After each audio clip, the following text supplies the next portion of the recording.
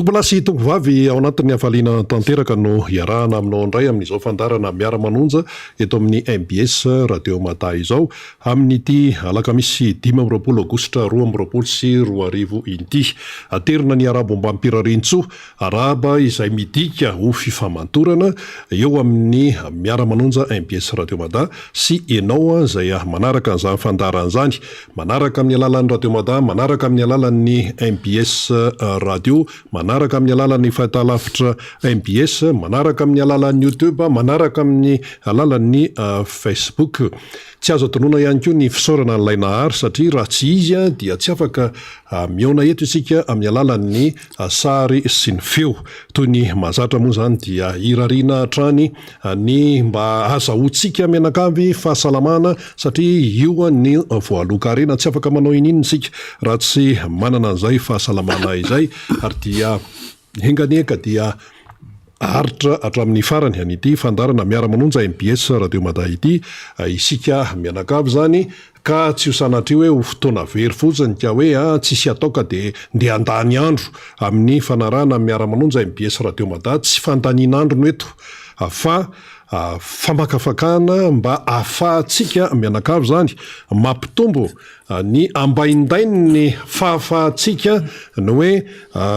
mahafantatra sy manakatra ny toe-javatra izay miseho matetika mantsy atosaka eo anoloantsika izao karazan-javatra rehetrarehetra zao amin'ny alalan'ny fampahalalam-baovao amin'ny alalan'ny fampahafantarana etseroa fa ny ao ambadiky reny dia tsy fatatsika ka ny fandarana takantony dia manana didy sy andraikitra tanteraka mihitsy amin'ny famakafakana milaza ihany koa izay tsy voalaza ny sasany ary mitondra fomba fijery izay everina fa mahasoa ny firenena izany fomba fijery zany tafiditra ao ny resaka tsikera tsy rezaka hoe tsikera be fahatany na eritretin'ny sasany hoe tsikera bonitolo fa tsikera mitondra any amin'ny fahatsarana ary fitiavana daholo tompoko no dikan'izany fitiava-tanindrazana satria tsy Madagasikara dia atsika mianakavy ny mety ho fandaran'ny fandehan'ny fandarantsika aloha zany dia misy ny mpisehatra eto dia eo zany ry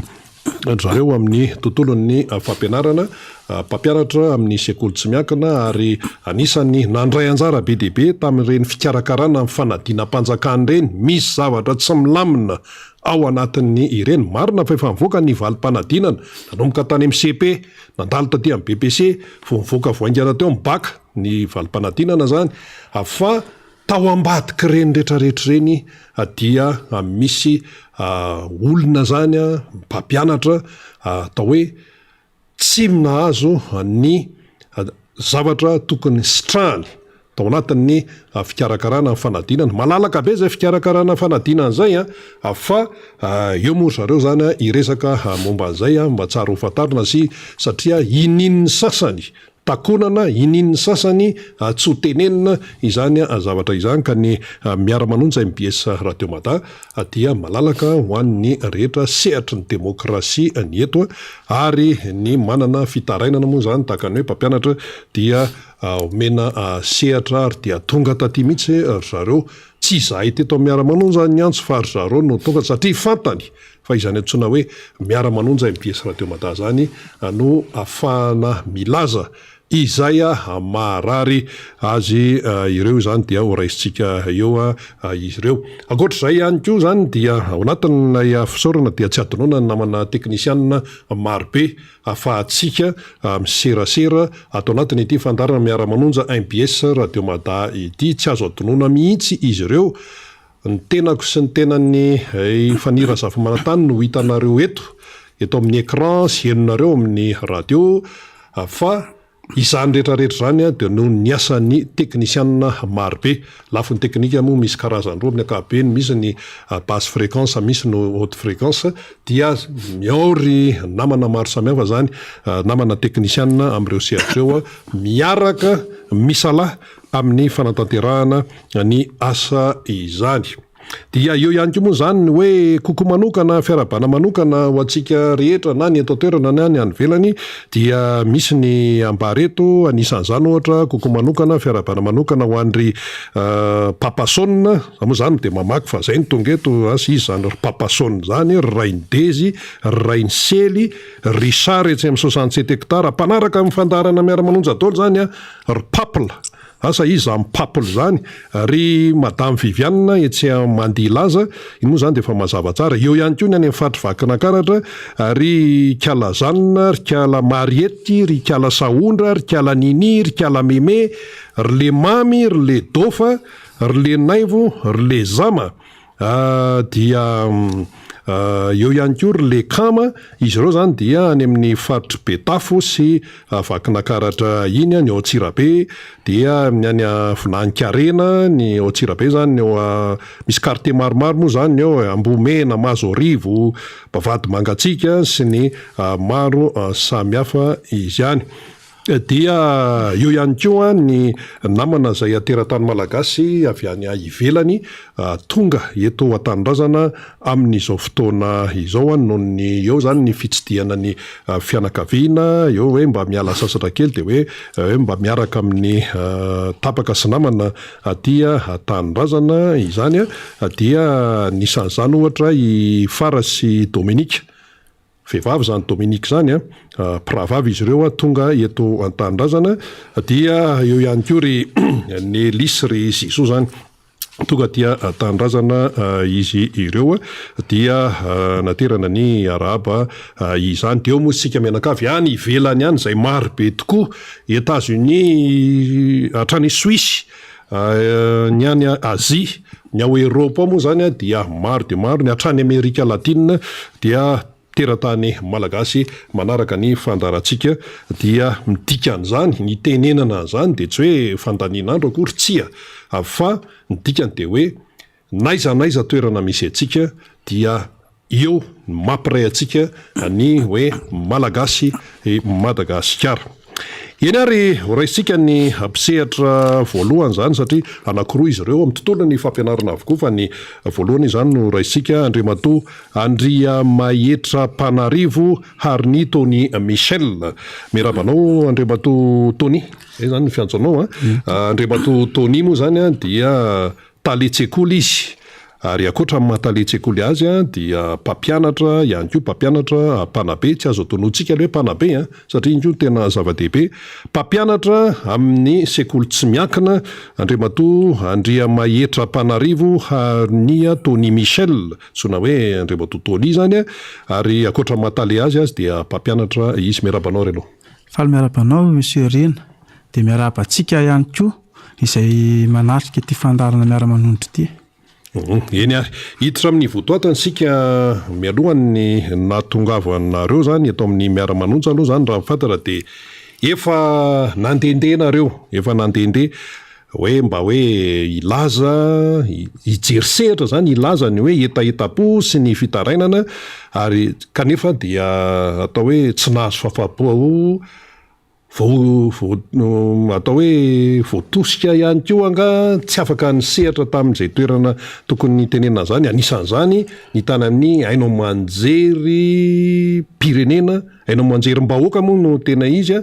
dia asa azonareo tantaraina love zay dinga nefa nalehanareo zay ka natonga anareo aty amin'ny miara-manonja MPS Radio Mada aty Anosipatrana no ny efa rano aloha zany hatreto sotranao monsieur Rina na me fitenenana efa maro tokoa ny dingany efa nataonay indrindra moa tao anatin'ny sehatry ny baccalauréat araky ny efa nambaranay teo amin'ny mpiandohana dia mangataka akaiky any zareo tompona andraikitra any fampianarana momba ny resaka vacation teo ny fampanatsoanay azy mivatana tany amin'ny centre d'examen tonga tokoa izy namaly ny antso dia nandeha tsaka Saint-Dava ny examen ary isan'ny nampanantenanay monsieur le président de l'université tamin'izay fotoana izay fa ho avoaka ny ao anatin'ny session amin'ny bac teknika ny vola ary efa namaritra fotoana mihitsy izy hoe aza matahotra ianareo fa efa eo ampikarakarana ny famoahana ny vola ny tenako sy ny isa mandrak'androany nefa ny tompoko efa mivaly ny fanadinam-panjakana mbola tsy nahitana vokatra ihany. Nandeha teny sehatra maro samihafa izay, nitady hevitra fiarah-miasa tamina namana samihafa dia tsy nahitam-boka mandrak'androany. Nefa derenay tompoko fa misy ireo olona ao anatin'ny fampianarana izay fanjakana efa nahazo tamin'ny zoma lasa teo. Matsapa izany izahay fa izay mpampianatra mpanabe eto amin'ny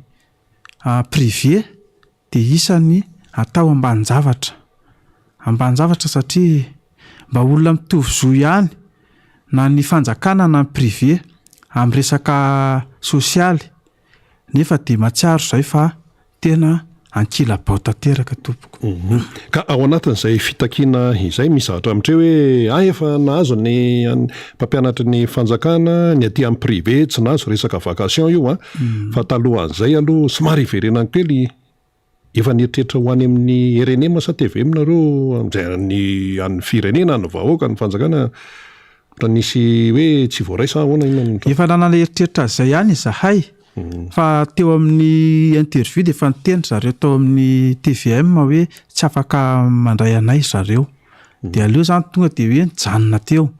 Dia ireo moa ny mpanao gazety mety hoe manahirana be ny sujet resahanareo. Marina mihitsy. Dia nandeha tatinareo izany dia niraisana tanandreo tsy aty moa tsisy problema tsisy olana. Ka ankoatran'izay izavy moa ilay tena voakasika ilay ao anatin'ilay vacation tokony hoe handray an'ilay vacation ity.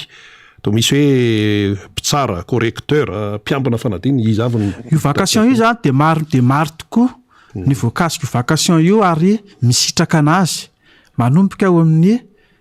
mpikarakara ny mpampianatra mikarakara ny lasa adina. Eo ihany koa ireo mpampianatra mandray an-tsoratra sy mitana an-tsoratra ny lasa adina. Dia eo ny mpitsara, eo moa izahay mpiambina izay mitaky ny tombotsoanay manokana izahay. Hoe nahoana no tsy mahazo hatramin'izao dia ny pôlisy izay miambina ny fanadinam-panjakana. Izay zany no sécurité. Ny resaka sécurité dia mahazo daholo zareo ireo voatapitra ny session, nefa nahoana izahay mpanabe no tsy mba misitraka an'izay. Hatramin'izay zany ny fisitrahana an'io dia eo amin'ny volana desambra eo. Fa fin desambra eo zany izay no mahazo an'ilay hoe vacation. Nanomboka tamin'ny taona 2024 aloha dia efa hitanay hafahafa ny fandoavana azy satria efa nisy fahatarana be izay efa tany amin'ny volana marsa tany voavoaka. Efa kaikikaiky paka. Dia tamin'ity moa zany tamin'ny 2024 tsy nivoaka mihitsy mandrakizao. Efa nampanantena nefa zareo tao fa hivoaka alohan'ny baccalauréat ny vola. Mandrak'androany nefa efa mivaly ny baka mba mangataka rery fitondram-panjakana mba jereo akaiky. Nisy toky efa namen'ny président université anay, eo koa ireo mpiandraikitra mpikarakara fanadinam-panjakana eto amintsika. Fa nanome toky samy lehilahy lehibe fanaiky tao anatin'ny resaka natao dinika amin'ny fanaovana fa andoha ilay voly ianareo. Nefa ny mandrak'androany dia mitotototo etseroa izahay hoe iza marina mba tena hijery anay, iza marina no anampy anay ireo mpampianatra izay maro dia maro iaho. Ary tadio tsara ny fitondram-panjakana fa ny mpampianatra no fototry ny sosialim-bahoaka voalohany indrindra. Raha tsy misy mpampianatra tsy misy anabe anaty fiarahamonina any. Dia mba mangataka re aza atao fitondrana amin'ny tonila hoe fanjakana, mpampianatra fanjakana ihany no tokony sitrahana mialoha fa izahay privé matsiaro tena ankila-bao. Izay zany ny zavatra misy amin'izao fotoana izao. Saika anontaniako kely an'Andriamato Tony izay mpampianatra moa sady talia-tsekoly amin'ny sekoly tsy miankina izay manao ny fitakiana izany hoe mba aloavo ny volanay aveza moa no tena sorsan'io vola io hoe vola aveza satria raha ny fahitana azy zany dia ireo mpianatra izay manala fanadinana dia mandoa an'ilay droit d'examen fotrany tsy mitovy keo le vola aloha amin'izy io aloha dia ahoana ny fitsinjarana an'izany mpianatra nala fanadinana mandoha vola makaizy reny voly reny nareo ato amin'ny teny hoe tsy nandray vola dia ahoana zany ie eo indrindratsika izao misy tokoa ny vola raisy ny mpianatra izay aloha droit ho an'ny mpianatra ny fanjakana manokana mandoha 3,4 ariary droit d'examen droit d'examen ho an'ny privé 4 alina ho an'ireo ankizy izay anala fanadinana izay tsy miankina amin'ny sekoly moa zany fa candidat libre ny antsoina azy 5 alina mahery reny zay ahoana ny fitsinjarana reny zavatra reny zany efa hoe tsinjaraina ho marque ilay fakasitrana na hoe vacation ho an'ny mpampianatra ay reny zany reny ny andavana le vacation mampanontany tena nefa ny hatramin'izay roa taona seso a tsy mivoaka le izy ny CEPE nanomboka tamin'ny 7,4 vacation koa zany vacation zany mandoha droit nefa ireo zanaka bahoaka ireo aminareo misy miteny ohatrany tsy azo tsony io zavatra misy mihitsy zany tsy azo tsony satria aminareo miteny zany nareo efa zavatra efa voalaza hatrany ambelohany hoe ny CEPE ato amintsika efa ohatry ny foana ny fitondrana satria efa hoe tsy de manan-kery tsony ny diplôma CEPE de efa tany amin'ny 9,4 tany zay nefa tsy nisitraka an'izany CEPE zany fa BPC sy mibaka zany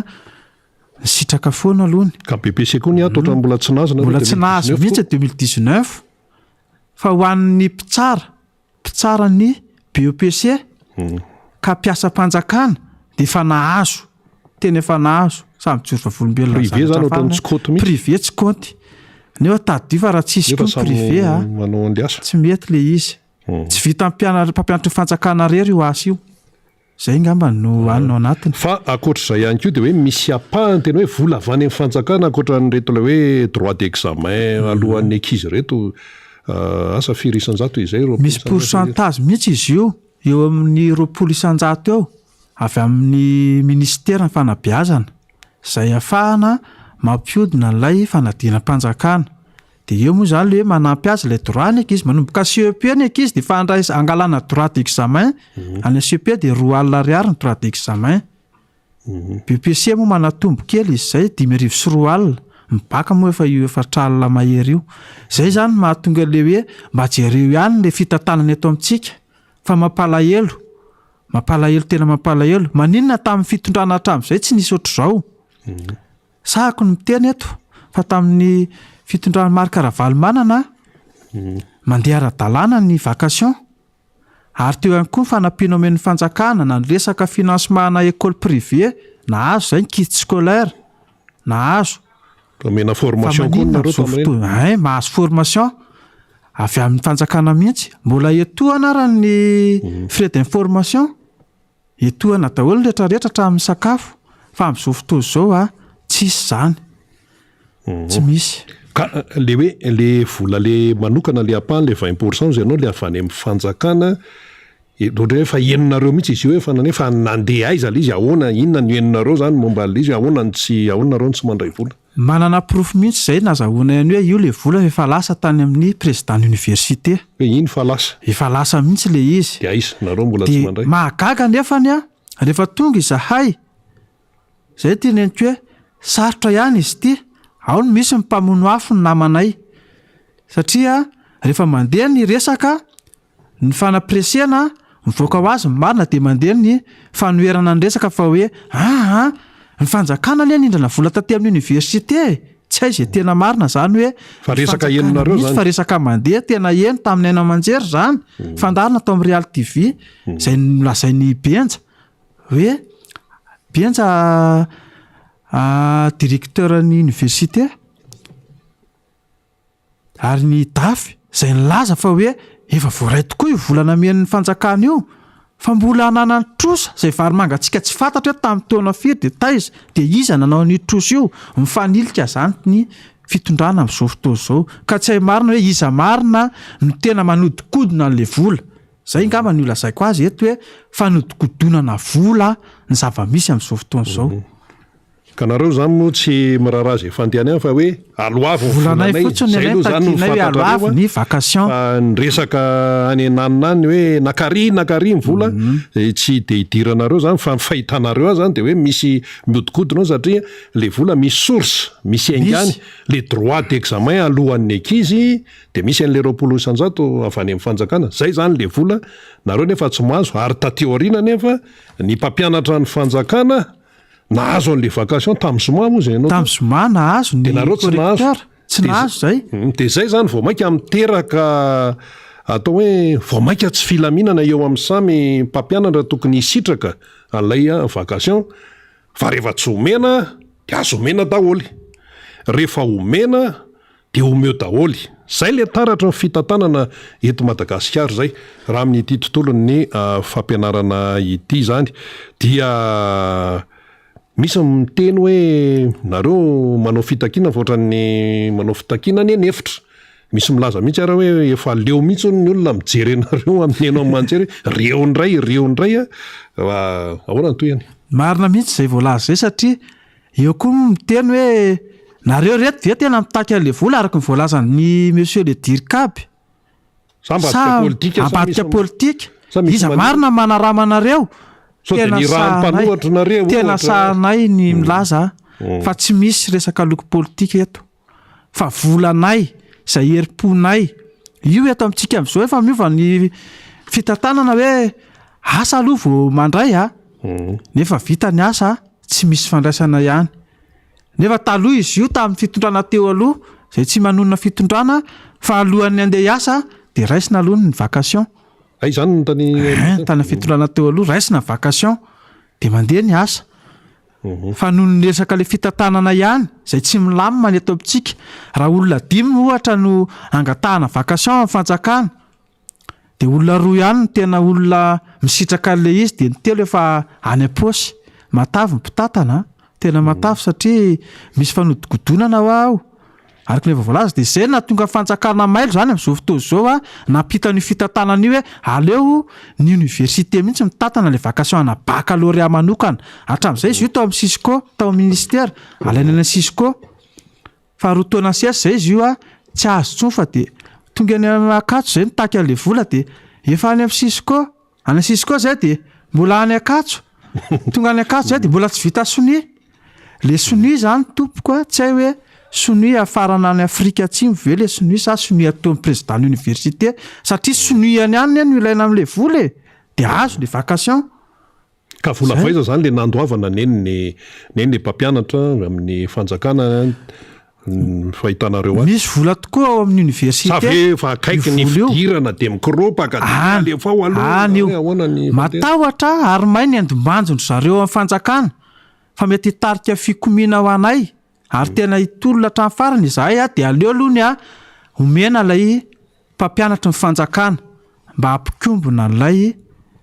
vavanay miteny foana araka ny voalaza teo hoe leo ny olona mijery anay hoe reo ndray misy milaza hoe efa nahazo vola indray ngamba reo rehefa tsy monsieur tele elaela zay le izy de akoatran'izay eo amin'le resabola daholo zany rehetrarehetra zany ahoana raha mety ho toy ihany io zany zao satria le mpampianatra zay hoe mandray ny vacation zany zay amin'ny fanjakana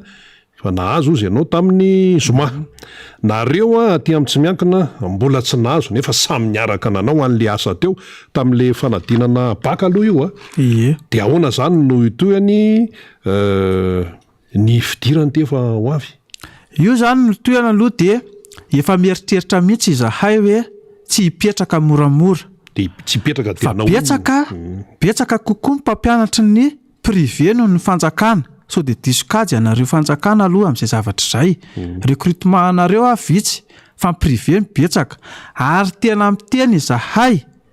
fa tsy hipetraka izahay fa rehefa avy eo izay de ametraka ny fitarainanay any amin'ny raha misy ihany ny fitsarany atao amintsika mba mangataka hijerevana akaiky izahay re tompoko hoe ahoana marina mahakasika izay zavatra zay iza marina le olona mpanodikodobola angataka ankety mihitsy izahay tsy anaiky zay satria ny ankizy mandoha an'le droit mandoha vola ny ankizy makaiza le vola amataleana aloha tena teneniko hoe ny vola vao tonga eo ampelantanako dia alefako hoe hito ary ny ankizy manao examen amin'ny EPP ohatr'izao dia alefaniny anay fa makaiza zany io vola io dia rehefa mangataka sy mitaky zay dia voakarama mpikarama anatiny antoko politika hafa tsisy idiran'izay nefa le izy fa araky nefa teneniko tany am-piandohana hoe herim-ponay io mila valikasasarana izahay satria ny asa vita voaka ny résultat zao moa voaka ny résultat dia ambany be ny tapahafahana dia milaza indray fa zay ihany ny diso zay zany le izy talohan'le fanadinana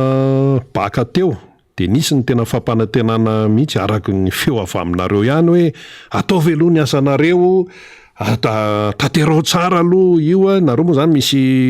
karazany BDB eo ny mpiambina fanadinana eo ny correcteur sy ataovy aloha io fa ho aloha ny volanareo tena naloha tokoa fa neny fanjaka ihany naloha fa ny anareo tsy naloha naloha le izy fa misy sokajy maromaro ao anatin'le fanadinam-panjakana misy ny hoe mpitsara misy ny mpanao sujet misy sekretariat zay mpamoaka ny vokam-panadinana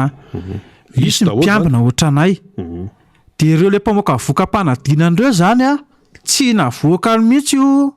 vokatra teto amintsika io raha tsy tamin'ny sabotsy tamin'ny lahady zafady tamin'ny lahady mivoaka ny vola zoma alady navoaka ny vokam-panadinana fa efa nisy ngenongenona koa tao hoe raha voatsy mivoaka io dia efa nisy mihitsy eo tena efa nisy satria fa hoe tsy avoaka io vokam-panadinana eto amintsika izay nataraka ny teto Antananarivo zay zany tena izy sa ny tany amin'ny hafa nefa tany faritra hafa tonga dia voaka fa ny Antananarivo ohatran'ny taraiky be zavatra mahagaga dia eto amintsika ihany tsy mivoaka ara-dalàna io vola vacation io Antananarivo dia ny faritra Degoa izy zay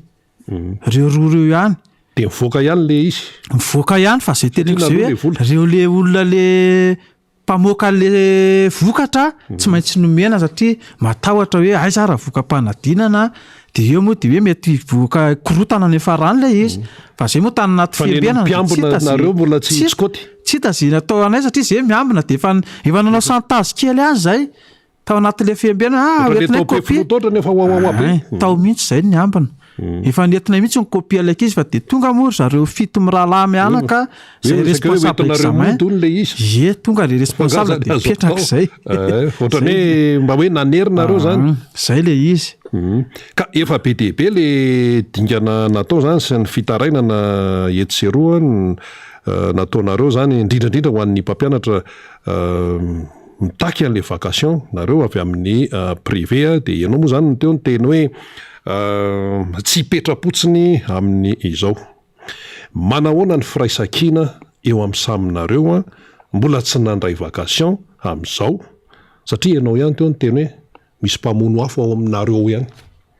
zay foana mantsy le manahira aleo tonga dia itsika ohatr'izay mihitsy misy tokoa le izy satria ao aminay ao a misy mpampianatra privé io a privé privé fa miasa ao amin'ny fanjakana dia eo zany le hoe famonoana afo ny tiako tenenina dia hoe rehefa mandeha ny fitakiana an'le izy a dia manome hevitra le mpampianatra hoe aleo zao ny atao dia avy eo nefa le zavatra tsy tanteraka amin'iny akory zay ny mahatonga an'ilay toa dia aleo rangaha toa dia tsy amikipy mihitsy hoe toa dia asiana any aloha hoe zao marina tena ataonay arany a dia zay vokany eo vokany a satria zay ny hoe ataoko ohatra kely fotsiny akaiky tamin'ny resaka Covid tamin'ny taona lasa iny ohatra kely maninona ny vahoaka raisiko manokana ho antsika teto Madagasikara misy ny makorel le Antananarivo ny sitraka fanampiana avy amin'ny fanjakana tamin'le Covid satria nidy daholo nidy sekoly na miankina na tsy miankina fa maninona le sekoly fanabeazana mpanabe ny tsy mba misitraka an'le izy tena tsy nahazo mihitsy zay zavatra tsy nahazo zay tsisy an'izany hoe fanampiana ho an'ny anina izany tsy misy ny tamin'ireny nisy mpampianatra nangataka mihitsy tena mihitsy zay nanao fangatahana ny angavy mba jereo satria reo mpianatry ny privé reo mpianatra ireo ny mandoa ny karamanay satria zay efa tsy nahazo fanampiana tao amin'ny fanjakana ntsony tamin'ny fitondrana teo aloha zay nahazo vacation nahazo fazafady subvention mahazo subvention mitovy mpampianatra fanjakana izahay de io zany mba hoe mba hitahitany any izy na de kely aza na de kely ary mba hitany any le izy hoe mba misy fanampiana fa tam'izao a tsy misy tsony zany subvention zany ho anay ka raisiko kely mantsy le resaka hoe crise ny covid hoe nidy daholo ny rehetrarehetra ny sekoly tsy afaka nisokatra sy ny sisa kanefa ilay fitondram-panjakana teto Madagasikara tena azo vola be avy amin'ny mpamatsy vola iraisampirenena tamin'ny sehatra iraisampirenena dia io zany zao fa mipotra ilay izy ny taty amin'ny fampianarana satria zany le izy hoe hiatrehana ny covid sy ny sisa dia eo zany zao zareo amin'ny sekoly tsy miankina miteny fa hoe tena tsy nahazo mihitsy izay ny amin'ny hoe fanampiana fa ny ary ampivarotena ary no hoe nahazo zany hitapoko hitam-pirenena zany niarahantsika nahita kanefa vola be zany no avy any amin'ny sehatra iraisampirenena nomena amin'ny Madagasikara dia hatramin'izao tompoko ny sehatra iraisampirenena vao niteny voaingana ny teo anivon'ny Union Européenne mbola miteny foana hoe nataonareo ahoana ny fampiasana n'io vola io hatramin'izao nataonareo ahoana de fa niditra moa ny hoe fanadiadiana maro isan-karazany fa tsy fantatra mihitsy hatreto hoe zao marina no nampiasana n'ilay vola fanampiana hoe hiatrehana ny covid iny zany fanamariana fotsiny eto zany ny mpampianatra amin'ny privé zany eo amin'ny tontolon'ny fampianarana milaza fa hoe tsy nahazo vola kanefa ny mpivarotena ry nahazo iny moa zany tsetsatsetsat tsy aritra fa tsara ho fantatra zany zay hoe nisy vola be fa narotsikoty tsy afaka nisitraka an'le izy eny ary mitipitinanao azy ara dia omena fitenenana ianao eto ampamarahana azy satria mbola andrainy namanao ihany koa Andriamato Randria Mananony Johnson isika rehefa avy eo mbola tontolo fampianarana ihany andao ary amina raha mitinako azy zany de mangataka rery fitondram-panjakana Andry Nirina Rajoelina mba jerevo akaiky ny fitantanana n'io vacation io tsy vacation baka irery ihany no takina eto fa vacation ana CEPE BEPC baka zay nanomboka tamin'ny 2024 zay tsy nisitraka zany hatramin'izao fotoana izao manasa ady zany zahay amin'io 2024 io fa hipetraka le hoe io fa vary mangatsika hoe iza ny tondro hoe iza ny zaka le vary mangatsika de mangataka re zay mba jereo akaiky hoe hoana marina makasika an'io vacation io ahoana ny mahakasika an'le vacation de miandry zany reto mpampianatra reto tompoko satria zanabahoaka zanako ny malagasy no beazina no ampianarina ao anatin'ilay raharaha zany ianao moa zany mbola hiverina kely ihany any amin'ny tena famarana satria amin'ny mahataly anao satria ianao ihany koa de mitantana sekoly tsy miankina fa de omendalana aloha ianao zany dia andray ny mpisehatra manaraka indray ary isika andao ary eny ary izay zany no resaka ny fanaovana tamin'Andriamato Andria Mahetra Panarivo Hernia Tony Michel tamin'iny resaka hoe fitarainana izay nataony iny amin'ny hoe mbola tsy nandraisana ny vacation zany hatramin'ny izao zay ne le tena manahirana eto amin'ity firenen'ity hoe iza no mena de iza no tsy omena io ohatran'ny zanaka ao an-trano ihany rehefa omenao an'izao ny anankiray de mba omeo ihany koa ny anankiray fa lasa misy fiangarana le izy ny mpampianatra zany sy ny mpanabe de manana ndraikitra lehibe zany ny tena hoe mamolavola ny mahaolona hatrany amin'ny maternel ka hatrany amin'ny fahaleabiazana rehetrany de zany tena hoe miantoka ny famolavolana amin'ny mahaolona kanefa zay vola io ve de tsy aloha avy eo le izy miteraka ady ahoana ny aty amin'ny fanjakana no menao de ny aty amin'ny privé tsy omenao de tsorina fa hoe tsy mety izay zavatra izay ny fanjakana nefa rehefa hoe te iseho izy dia mahita an'izao rehetrarehetra ao ary mamorona any tsy misy mihitsy ity zany tsy resaka hoe fititehiteny na ahoana fa ny zavatra hita zany zao de io aloha zany ny baskety U18 hitantsika teo ny zavabita tena tsara nataony ny tovolahy malagasy ny tovavy malagasy demi-finaliste ny tovolahy malagasy teo amin'ny U18 dia finalista vice champion d'Afrique. Dia hitantsika zao maly fa de hoe noraisin'ny filoha-pirenena teny amin'ny lampany avoloha de mena fakasitrahana de zao tsy olan'izany fa na fitondran'iza na fitondran'iza teo dia nanao an'izay avokoa. Na vita zavatra tsara ny bare de mena fakasitrahana, na vita zavatra tsara na vita dingana lehibe ny mpanao baskety U18 de mena fakasitrahana. Zao atao hoe mbola alefa manao vakansa any Nosy Be de hoe omena an'izao rehetrarehetra izao zany fakasitrahana sy ny sisa. Zay no zava-misy. Karaha misy ara ny ohatran'izay satria samy malagasy daholy, na ny mpanao baskety na ny mpanao baolina na ny mpampianatra dia tsy tokony misy hoe na ny eo amin'ny mpampianatra raha hoe mpampianatra ny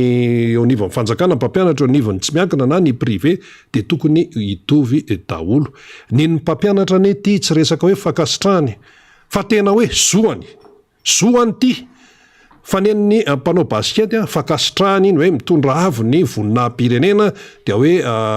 fakasitrahana iny tsy mitovy ny lanjany izay zavadray. Fa ny ato amin'ny resaka ny fampianarana zany tsy misy discussion, tsy misy adevitra fa hoe nataony ny asany de omeo ny volany zay fotsiny, ary rehefa omena ny volany de omeo daholy. Tony zao hatrany amin'ny 2019 mbola misy inona filazan'ireny relika iny tsy voaloha de ahoany zany de eto zany mahazo de ny etsa mipitrapitra de mba mety ve zany de mba hoe milamitsaina ve zay tompona andraikitra isan-karazany misahana an'izany rehetrarehetra zany ka voly io ary io samy miatrika ny fiainana ary fantatsika tsara ny atao hoe fiainan'ny mpampianatra am'izao fotoana zao. Eo moa zany ny mpisehatra manaraka eo Andriamatoa Johnson mbola anazava tsara mihitsy ahoana moa zany fiainan'ny mpampianatra zany amin'ny zao fotoana izao fa tena manahirana ary tsy vitany hoe manahirana fa mampalahelo. Any amin'ny pays scandinave tompoko zany any Finlande, any Suède, any Danemark, iny avaratra Eropa iny tena hoe manana maizy azy ny mpampianatra ary tena ataony ny fitondrana any amin'ireny firenena skandinavy reny tena hoe vaindondra raha mihitsy ny fikarakarana ny mpampianatra satria fatany fa io no mamolavola ny maolona rehefa feno ny toeram-pigadrana de rehefa atao ny fandiniana de any amin'ny resaka fanabeazana ny voa atrambola kely mihitsy io fa tsy hoe tena hoe misy mpangalatra, misy mpamonoana, misy mandika lalàna sisa de rehefa jerenao ny taremarika de any amin'ny pays skandinavy no vitsy indrindra ny olona migadra satria maninona any amin'ny fanabeazana no efa mipetraka tsara ny politika mpanabeazana. Ny antsika ty resaka vacation tsy voaloha de nisy ny teny mihitsy hoe io vola kely io aloha io efa ataovy aloha le fanadinana fa aloha io aizakoriny eo nalohany amin'ny ampahany fa ny mpampianatra ny fanjakana no voaloha zany. Eny ary iny moa zany fanamariana ary mifaneho-kevitra tsy azo fefena manoloana ny toejavatra tahaka an'izany. Andriamatoa Randriamananony Johnson na Monsieur John zay fahalalànanao prof de mathématique, prof de physique. Ianao dia mpampianatra izany. Ny mampiavaka anao aloha zany de izao. Ianao dia efa nisy nikitika hoe ampianatra any Komoro fa nijanona teto Madagasikara ianao inona no antony? Mirabanao Monsieur Rina Rabe Manjara ary faly koa miraba amin'ny mpienony miara-manonja na ny eto atoerana na ny ivelany. Eny tokoa efa nisy zany toe-javatra zany. Ny antony de mahita n'ilay zay tokoa angambany hoe fahaizantsika malagasy eo amin'ny fampitana ny fahalalana sy ny fanabeazana de nisy namana iray avy any Nosy Komoro nangataka ny tena hoe ndao ampianatra any Komoro nefa ny tena moa amin'ny malagasy ny tena de mba mampanabe koa de tena hoe ampianatra any via ahoana reto zaza malagasy reto. Ampifandraisako ihany le izy amin'le mahazo anay mpampianatra amin'izao fotoana tena mampalahelo tokoa satria de araky ny tenin'ny monsieur le diricabo moa ny tena ny teny an'izay vola kely io ve tao amin'ny fivoriana tao amin'ny Allemagne nisy an'izay isaka vacation io vacation maninona ary tsy omena le vola kely ary le izy ane tena raha ny tena marina ane tena hoe vola kely tokoa le izy kanefa noho ny fitiavana n'le zaza malagasy sy le asany tena amin'ny fampianarana zany de miaritra ny tena de tena maro ny mpampianatra namana efa tsy mety anao itsony tsy mety anao itsony satria ny eo ary tsy azo ary ty misy teny ray tam'izay zay moa sady mpitsara fanadinana BPC de nisy teny namana anankiray ty ohatrany nampalahelo ihany le izy teo amin'ny fitakiana zay nataonay mikasika amin'ny vacation ihany io tamin'ny correction hoe enareo Ramse mampindran'olona matra inona ny tianytenenina eo lalina mihitsy zavatra ny tenen'le Ramse hoe mampindrana olona matra sanatria ve ny fitondram-panjakana de matra tsy eritreritra ny reto mpanabe reto hoe mifanabeazana anie ny tena azo lazaina hoe tena fototry ny fampandrosoana eto amin'ny fireneny mpampianatra tena tokony ho jerena manokana fa de mampalahelo le izy efa tamin'ny 2019 2021 ny BPC fotsiny teneniko eo ny CPE koa torak'izany ny baccalauréat de maninona tsy omena le volan'le mpampianatra zay angamba ny monsieur Rina no etoko anamarinana kely an'izay teninao zay de misaotra indrindra ka fandray an'izay ihany ianao sytomina nakany Comore tsy nety nandefa hoe aloha hikarakara ny zaza malagasy fa misy taminareo mpampianatra ihany koa ny lasa ary tsy kely tsy vitsy fa betsaka tsy tao Comore ihany fa lasany ivelany ihany ahoana ireny fahitanao razy nareo samy mpampianatra io mampalahelo tokoa le izy satria io moa ny namana de miresaka hoe tsy mahavelona ary tena tsy mahavelona mihitsy le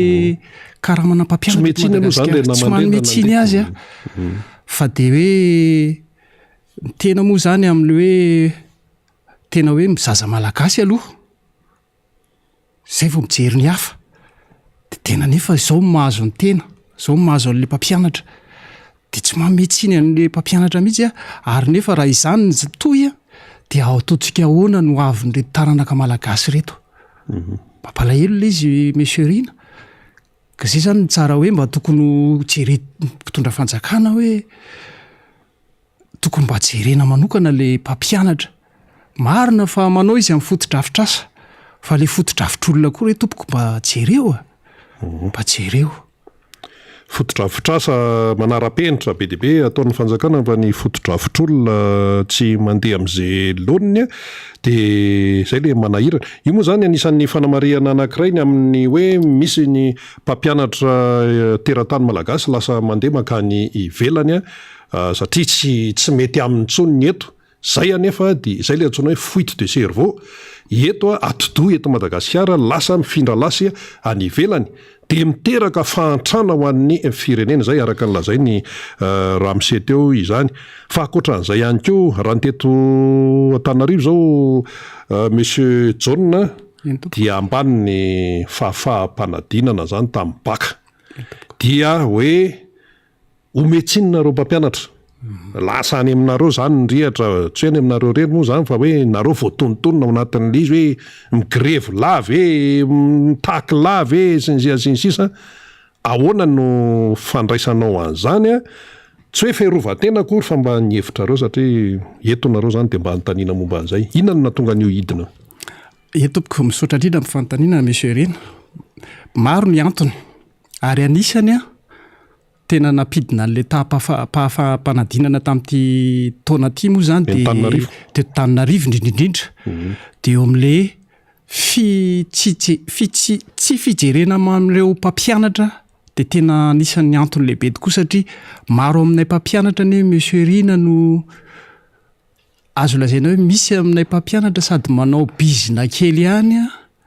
nabizina be mihitsy nabizina be ihany fa tsy mifototra tsony amin'le fampianarana satria ireo mpampianatra ireo tompoko de azo lazaina hoe mamilona vady aman-janany miaina amin'ny fiainan'ny olona andavanandro mandoa jiro misy ny manofa-trano tsy ampy kely le vola karaman'le mpampianatra de misy ny mpampianatra lasa mamonjy any amin'ny zavatra hafa. Anisan'ny antony anankiray zay ozy izy eo any koa moa zany ny antony tam'ireny covid reny. Iny moa zany le ankizy nanao baka teo zany presque tratran'le tsy fianarana. Zay koa zany satria le fianarana ny fampitohy izy io hatrany amin'ny klasy ambany ka hatraty amin'ny klasy famaranana de fampitohy daholo io fianarana io. Manarak'izay ihany koa de eo koa le sekoly io moa zany fampiankina amin'ity resaka tsy fijerena an'le mpampianatra ity. Ny akamaroan'ny sekoly indrindra le sekoly tsy miankina zany moa zany ny tena tsika tenenina. Reo sekoly reo misy ny mandofa-trano. Eo ny fandoavana an'le karaman'le mpampianatra zany lasa manana olana izy satria ny ofa-trano koa miakatra be.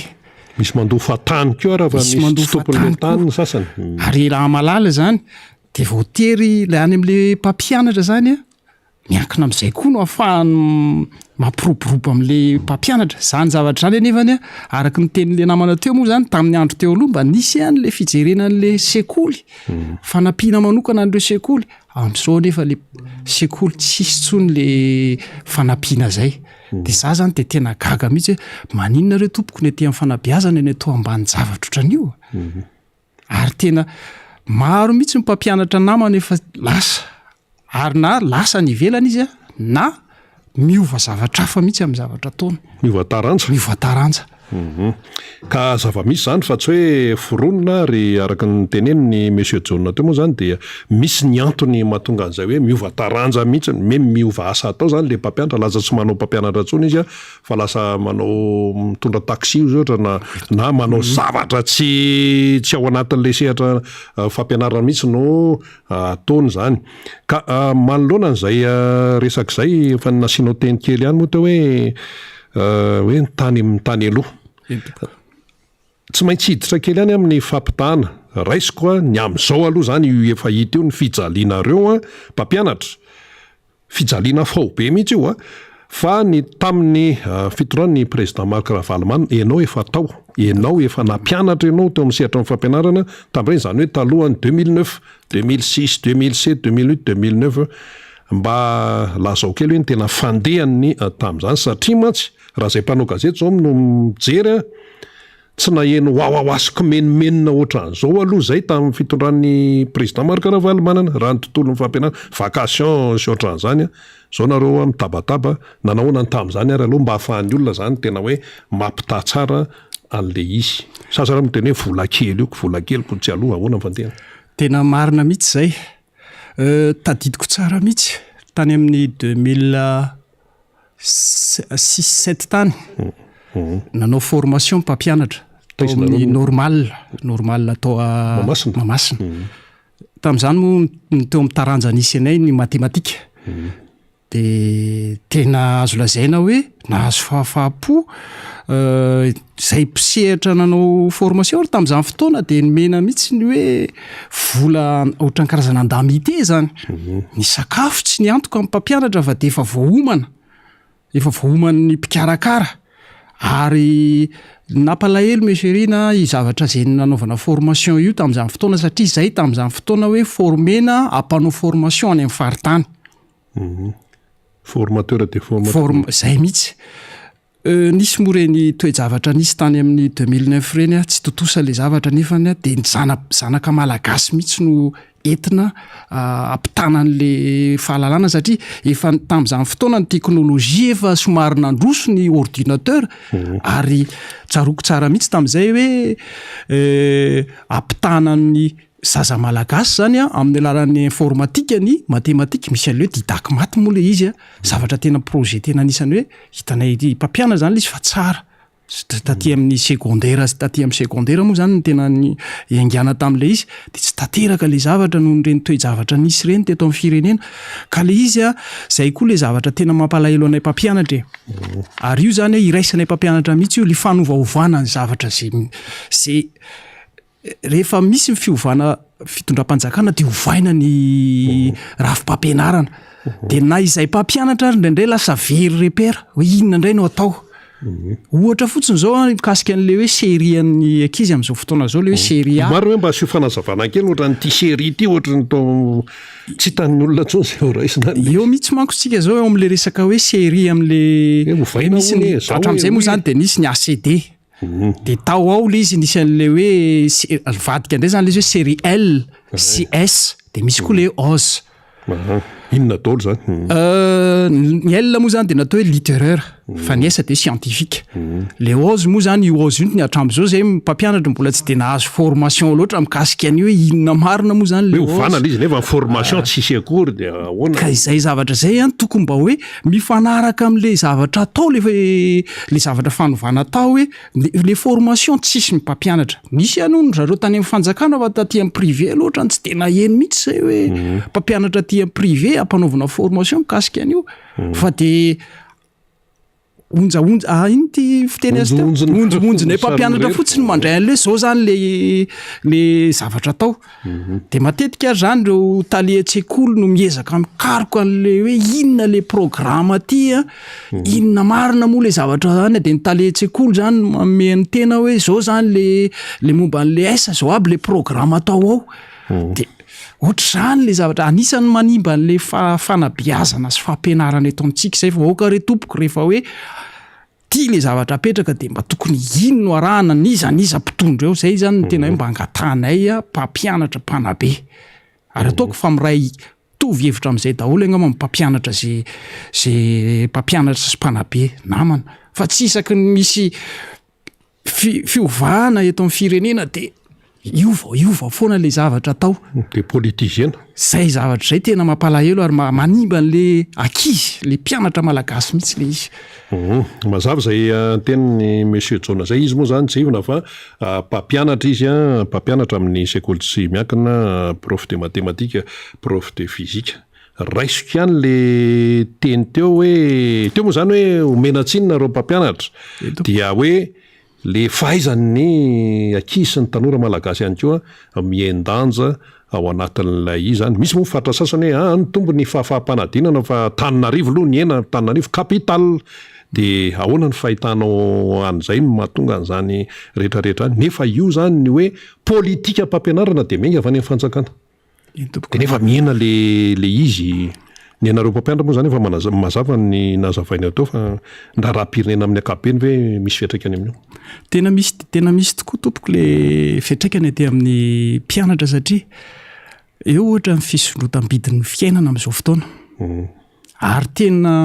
ianao mantsy miserasera amin'ny ankizy tena miserasera amin'ny ankizy sy le ray aman-dreny mahita an'le izy ianao tena mifanerasera amin'ny ankizy sy ny ray aman-dreny mihitsy ny tenanay eo amin'ny fanabeazana io misy ankizy aty amin'ny anaty amin'ny fanjakana ary reo mpampianatra amin'ny fanjakana reo ihany koa de mbola mifanerasera amin'ny tena satria tena moa zany de ao anatin'ny sehatra io fanabeazana io de mifanerasera amin'ireo namana isa tokony aby fa ny zaza malagasy maro ny zaza malagasy hoe tsy mihinan-kanina tonga any ampianarany ary misy ary ny namana mpampianatra de ny mpampianatra mihitsy no lasa mividy sakafo an'le mpianatra satria ahoana moa ny afahanao ampita fahalalana ny zaza iny nefa ny sakafo sy ny ataoko hoe enti-manana tsy zarizary teo moa zany araky ny voka-panadinana izy hitantsika efa tany amin'ny faritany somary niakatra anisany zavatra anankiray eo amin'le lafiny hoe maromaro zany le ankizy taty amin'ny série scientifique ohatra série C efa mivadika série S de ny ena zany lay le ankizy any amin'ny série scientifique série C de ohatr'izay koa ny taty amin'ny A vadika L izy ny sekolim-panjakana moa zany amin'izao fotoana efa hoe L sy S no misy de OZ fa ny privé zany mbola betsaka ny tanandreo ankizy zay mbola hoe tsy afaka tamin'ny taona iny de voatery tsy maintsy mbola mitazona an'ilay série an'ilay ankizy hoe mbola misy ny série A sy D ary C hafa mihitsy moa zany le tena lanja le hoe série C nefa nazatra hatramin'izay aina amin'le S raha diniako le izy satria mitovy tsy de hitako de tena hoe mahasamy hafa azy loatra eo am'le coefficient angamba mety hoe manatombo le série le coefficient le série S par rapport an'le série C. Eo zany hitako hoe différence kely fa de ohatr'izay koa ny L sy ny A. Kanefa ny ohatran'ny fahazahoko azy ohatran'ny mampikorotan-javatra ihany le izy. Satria eo zao le ankizy tsy afaka série A, tsy afaka série C. De ataontsika ahoana indray? Ny sekoly moa zany zao efa manana problème mihitsy ny sasany hoe ho ajanona am'izay ve ty série A ty de ataontsika ho aiza ireo ankizy tsy afaka tamin'ny ty taona ty. Ohatr'izay koa ny série C sy ny série D. De eo zany le ozy hoe efa misy ny politika mpanjakana, misy mpitondra eo, misy ministera eo mikarakara an'izany de aty anana aty no mifanjevo. Ka zay mihitsy le tena ankizy tsy ampy sakafo. Ka izay zavatra zay mihitsy le tena hoe inona ary le tiany ny fanjakana ho atao am'ty fanabeazana sy fampianarana eto amintsika ty. Zay le fanontaniana goavana zay. Tena mahagaga anay zay mpampianatra moa zany de azo lazaina hoe entiny onjary de makary de entiny de efa tsy tokony izany anie le izy. Ary zay no mahatonga an'le mpampianatra eto amintsika lasa mivadika filière na lasa miondrana any ivelany. Ary mampalahelo zany satria le fuite de cerveau ny tsika ihany anie no voan'izany. Marina mihitsy zay. Ka somary verina kely ahako eo am'le hoe fahasahiranana ankapobeny eto amin'ny firenena nisy fiatraikany tany amin'ny fidinan'ny valim-panadinana iny raha ho an'Antananarivo. Tompoko tena misy tokoa le izy. Akoatran'le hoe tena tsy mihinan-kanina, ahoana ny fahitanareo délestage, transport, tena nisy fidim-bary. Ohatra raisiko fotsiny zao teo amin'ny baccalauréat iny. Maro tamin'ny mpianatra aty amin'ny toerana azo lasaina hoe aty 67 amin'iny any le tapaka jiro. Ao anatin'ny révision nefa le mpianatra. Amin'ny enina sasany mihitsy ao anatin'ny révision tena hoe ao anatin'le fanomanana tanteraka an'le baccalauréat le ankizy misy fiatraikany zany amin'le valim-panadinany. Tena misy fiatraikany zay ka zay zany reny zany tokony mba jereny le fanjakana reny tsy tokony hiverina tsony ny zavatra ohatran'ireny. Ary tena mampalahelo satria lasa le ankizy victime amin'le izy. Mafy amin'ray aman-dreny anie zany mamery taona zany ny zanany. Ny fiainany efa sarotra. Ary zay zany eto manko tamin'izay tao anatin'ireny hoe fitakiana nataonay tao amin'ny LMA reny de nisy moa ny pancarte ary nanao pancarte mihitsy zahay. De nijoro ny ray aman-dreny sasany hoe aza korontanina ny ankizy. De izay mpampianatra tsy azony ray aman-dreny izy izay mpampianatra anie raha ohatra zay ka osa koa le ankizy. Vola heri-ponay ny takianay fa tsy hoe sanatria zavatra hoe angataka izay. Mangataka moa efa tsy natao tsony satria reny Covid reny nandeha ny Covid de tsy nisy fanampiana na nangataka ihany ary na teny amin'ny fokotany zany na taty amin'ny sekoly zany tsy nahita mihitsy zay mpampianatra. Raha tsy bisibizina kely tsy tafavoaka tamin'ireny. Sahirana ny mpampianatra. De zany zavatra lafiny zavatra rehetrarehetra zany hoe misy fiatraikany eo amin'le resaka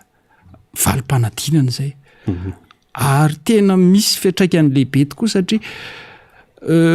nareo ankizy afa-panadinana ireo reny azo lazaina hoe mbola tena hoe azo lazaina satria tao anatin'ireny fotoana reny zany de hoe manenjika fotsiny atratrarana an'le moyenne le ankizy. Fa raha hoe tena hoe fahalalana tena hoe amin'ny tena fahaizana de reny no vokatra hitantsika reny. Zany le zavatra mipetraka. Ary na tonga eny amin'ny universitaire le ankizy de mbola jereo ty mahazo ny université antsika amin'izao fotoana. Grevy no resaka bourse sy anankiray mihitsy zao vovovo mitotony eo. Eny ary fantaniana farany tsetsatsetsatra io moa zany mahatonga an'izany rehetrarehetra zany de ny resaka hoe politika mpampianarana eto Madagasikara mihitsy no tsy ao amin'ny tokony ho izy matoa zany rehetrarehetra zany miseho. Somary sahirana hono ny ankizy amin'ny resaka série scientifique. Raha miseho professeur de maths, prof de physique, mathématique sy ny physique somary sahirana ny ankizy vao hatrany amin'ny CP de hoe ahoana ny izy tao de hoe sahirana atao amin'ny kajy de mandeha BPC baka. Ina mety mahatonga an'izay? Hoe tena spécialiste tena mahatonga an'izay raha mahita zay tena zavatra misy tokoa zany.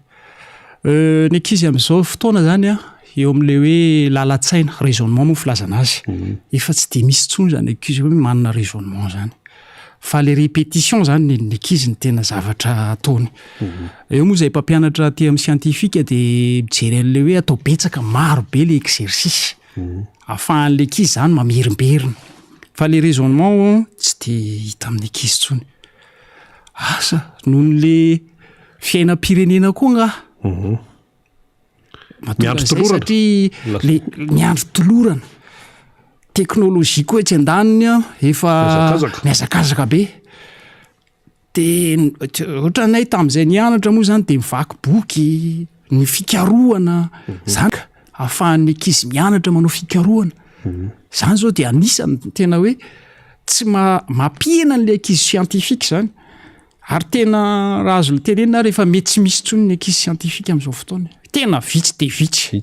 Ary zay mpampianatra moa de mampirisika. Fa de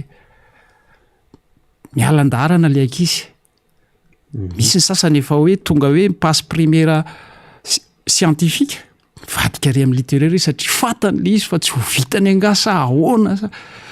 Ny mpampianatra ihany koa amin'izao fotoana efa miena de miena le mpampianatra scientifique. Miena. Eny amin'ny université fotsiny zao tamin'ny fotoana izay ny fanandianana teny de tena nitaraina amin'ny mpampianatra hoe mpampianatra scientifique de tena vitsy teo moa reny antony hoe fahafatesan'ny mpampianatra tamin'ny Covid reny sy ny zavatra niseho teto amin'ny firenena zany de tena hoe mimiena le mpampianatra le scientifique. Ary io tokony mba jeren'ny fanjakana mihitsy io satria ny scientifique anie tsy very mandeha. Zay indrindra.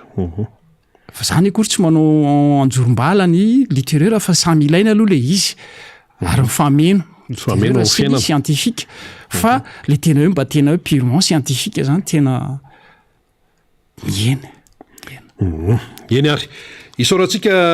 Andriamatoa Randria Mananony Johnson na Monsieur John zany zay mpampianatra izy mpampianatra prof de mathématique, prof de physique, mendalana reno amin'ny sekoly tsy miankina maro ny zavatra nyteneniny teo ambava homana ampo meritreritra miverina kely Andriamatoa Andria Mahetra Panarivo Harnia Tony Michel na Monsieur Tony satria izy mantsy taleha-tsekoly amin'ny sehatra sekoly tsy miankina zany de eo indrindra no anoizantsika ny fandarana zany satria mbola ao anatin'ny tontolo ny fanabeazana ihany isika fa mialoha kely an'izay aloha zany dia ny ao Toliara eo tsy milamima ny fampianarana ambony na ny ao amin'ny universitéan'ny Manday zany satria dia misy ny fitakiana ataon'ny mpianatra amin'izao fotoana zao resa-bola ihany io fitakiana ataon'ny mpianatra de lasa misy wawawa be zany kidrakidra be ao amin'ny université ao Toliara manao fihetsiketsehana fitakiana borsa ho an'ireo tsy tafiditra atao anaty listra io zany misy listra mivoaka dia misy mpianatra zany tsy tafiditra ao nefa izy meritreritra hoe tokony hisitraka an'ilay borsa dia mitabataba misy indray zany mpianatra efa nandray borsa izy fa misy reliquat ohatra ny zareo tato amin'ny vacation tato mihitsy zany hoe misy vola teo amin'ny 3 volana teo mbola tsy voaray de misy keo fitakinany amin'izany hoe amboariny bloky sasatsasany 42 43 izany fa tena tsy mety mihitsy satria iakinan'ny fianaran'ny ankizy mpianatra zany de ahoana ny resaka validation na diplôme master zany mbola fitakina ihany koa tsy misy validation le diplôme ko rehefa tsisy validation de ahoana mianatra ianao nandritra ny taona maro nefa tsisy validation ary le izy diplôme hoe master efa ambombony zany dia mpianatra ny 700 no manao an'izany fitakina isan-karazany zany de ahoana fotsiny dia lasa indray le mpianatra ivoaka eny an-dalambe de zay ve no nefa le izy tsy tokony ho tonga amin'izany fa resa-bola indray io fa nakaiza ny vola misy vola ve ny fanjakana za tsy misy vola raha misy vola de ampiasao omeo ny volan'olona ty zany efa petraka foana raha tsy misy vola de mitenena hoe tsisy vola atao amin'ny kitapo ato sa hoe kitapo goka ve le izy sa hoe ahoana zay ve le izy eo fa mijery ny mpitazatra ohatra misy vola ihany rehefa hoe te hanao an'izao na te hanao an'izao fa rehefa ty amin'le hoe aim-bahoaka mantsy zany zay le hoe humain zay ty amin'le aimina mihitsy no tena tsy zarizary lay izy dia manjary miteraka fahantrana ho an'ny firenena. Verina kely zany ianao Andriamato Tony aloha zany satria ianao a tale an-tsekoly privé. Metsika sehatra ny fampianarana satria rentrée zany atsoatsy efa nitenenina teo. Mafy be le fiainana ho an'ny mpampianatra ho an'ny sekoly na ho an'ny mpianatra mafy be. Miakatra raha teo ny carburant, miakatra ny vidim-piainana. Nareo tsy maintsy mandoa volam-panjakana ihany koa misy heratra izy BDP, assurance sy ny sisa. Salama ve ny école privée amin'izao sa tsy salama ry? Amin'izao fotoana izao aloha ny privé raha ohatra ny anahy manokana dia tena marary. Marary satria ny antony. Ireo ray aman-dreny izay ampiana-janaka dia tena hita mihitsy hoe malaina. Etsy an-dany le vola ho aloha. Ho anahy manokana aloha ho an'ny privé manokana ny anahy le Petit Prince tsy nasontro ny saram-pianarana sy ny tsy hoe publicité zany fa filazana ny zava-misy. Tale anao eto. Tale eto. Tsy nasontro le izy satria hitako ny fahefan'ny vidiny ray aman-dreny ao aminahy. Sanatria kory hoe sekoly natokana ho an'ny mahantra ho amiko. Fa mba mijery an'ilay sosialin'ny ray aman-dreny mihitsy mipetraka eo amin'ny toeran'ny ray aman-dreny dia tena mitsinjo hoe atraiza marina le izy. Lafiny anankiray hitako anefany dia ireo fampanantenana izay omeny ny fitondram-panjakana. Ohatra manokana amin'izao fotoana izao misontrotra ny karama 5,3 hetsy 1,251,000 FMJ ny karama farany ambany. Tsy vitanay privé re zany tompoko. Tonga dia mitsotrona reo tsy vitanay zany. Ary aza terena ho vitanay le izy. Fa raha tena ame anareo fanjakana dia financieux zahay dia vitanay mitovy ny karaman'ireo mpampianatra ireo. Satria efa mandeha zao ny resaka ny anay mpampianatra misontra zany tale ny karama ohatra zao dia mitotana any aminao tale amin'izay le resaka. Eo le olana eo ka mety mitovy amiko daholo anareo tale tsekoly privé rehetra. Mitovy amiko. Ka aleo tsika hiara entana hiaraka hiady fa izy ity dia tokony hitovy satria mitovy zotsika amin'izao. Inavy moa le sarja tena alohanareo zany le hoe mavesatra be. Inay zao sarja aloha voalohany mandofa trano. Mandofa trano satria mbola tsy manana. Eo ihany koa ilay assurance aloha amin'ny fanjakana. Misy assurance par établissement dia misy par élève. Io le par élève le ho anapasiko amaizy amin'izao fotoana izao. Fa ny établissement le hoe io tsy maintsy mandray anjara nareo sekoly tsy miankina. Mba ahafahanareo misitraka zavatra rehetra ato anatin'ny fanjakana nefa tsy nisy zany tamin'ny fitondran'ny Paul Rabary tena nisy mahazo financement izay privé. Fa amin'izao fotoana izao moa tsisy zany. Paul Rabary ministra ny fampianarana tamin'izany. Izay mahatonga le hoe rehefa tena niendry olona hitatana ao anatin'ny fampianarana Andriamato Filohan Rajoelina tsy hoe mabaiko anao mba olona tena ao anatin'ilay fanabeazana natao. Zao le pédagogie efa simba ny antsika eto fa potika amin'ny pédagogie amin'ny fampianarana satria miovaova. Mandeha manao formation zay formation zay tsisy. Milatsaka avany sady nareo tsisy formation. Tsisy. Fa mitady izaho amin'ny mahatalea dia mitady hoe inona mampety an'ireto mpampianatra reto. Inona natafeta tsy afiango fa ny anany resultat-na CEP 100% teo ary tena ny asa mafy mihitsy hiadivana izay zavatra. Lasa nisaka ny privé zany no midemerta. Demerta. Fa tsy nefa tokony mba hijery ny fitondram-panjakana. Iraisana le izy. Izay le izy. Dia amin'izao fotoana izao moa izaho mihitsy nitady ny ampiofana amin'ny mpampianatra. Miofana zareo amin'izao fotoana izao ora hitenenantsika izao dia izay le antony. Ka ianao moa zany teo nanao fampitana mitenenao hoe tena mety ozy ianao tamin'ny ministra Paul Rabary tamin'ny fotoana tale moa zany tao tamin'izany efa député amin'izao Todissoandriamampandry tamin'izany fotoana zany. Fa nisy an'le forum momba ny fampianarana nataon'ny fanjakana le farany teo dia tonga de ozy ny école privée hoe tsy mety aminay io ahoana mba fahitanao azy ianao tale tsekoly privé. Io aloha zany dia araky ny fanambarako hoe le eto amintsika ohatry ny taitaitra be le ao anaty fitondrana dia lasa izay zavatra tokony atao tsy atao. Zavatra tsy ho vita ny tenenina dia lasa miopana any amin'ny zavatra hafa mihitsy le fanabeazana mihitsy ny simba. Zay io. Teo le hoe hofanana ny examen CEPE tsy mitombony zany tsy tombona mihitsy zany CP mibazo voalohany ahafahan'ny olona mandeha makany amin'ny ambaratonga faharoa ambarina fampianarana eto amintsika atao dans 6 mois izy zay efa voakany ny programme scolaire tsy mety iny satria ao anatin'ny isaky ny volana le ankizy hanao examen foana tsy vitsy zany zay mpampianatra maty amin'izany mpampianatra fankalaizy tsisy fakakevitra aloha taminareo sa hoe ahoana ny fanapahana azy ka izy teny midina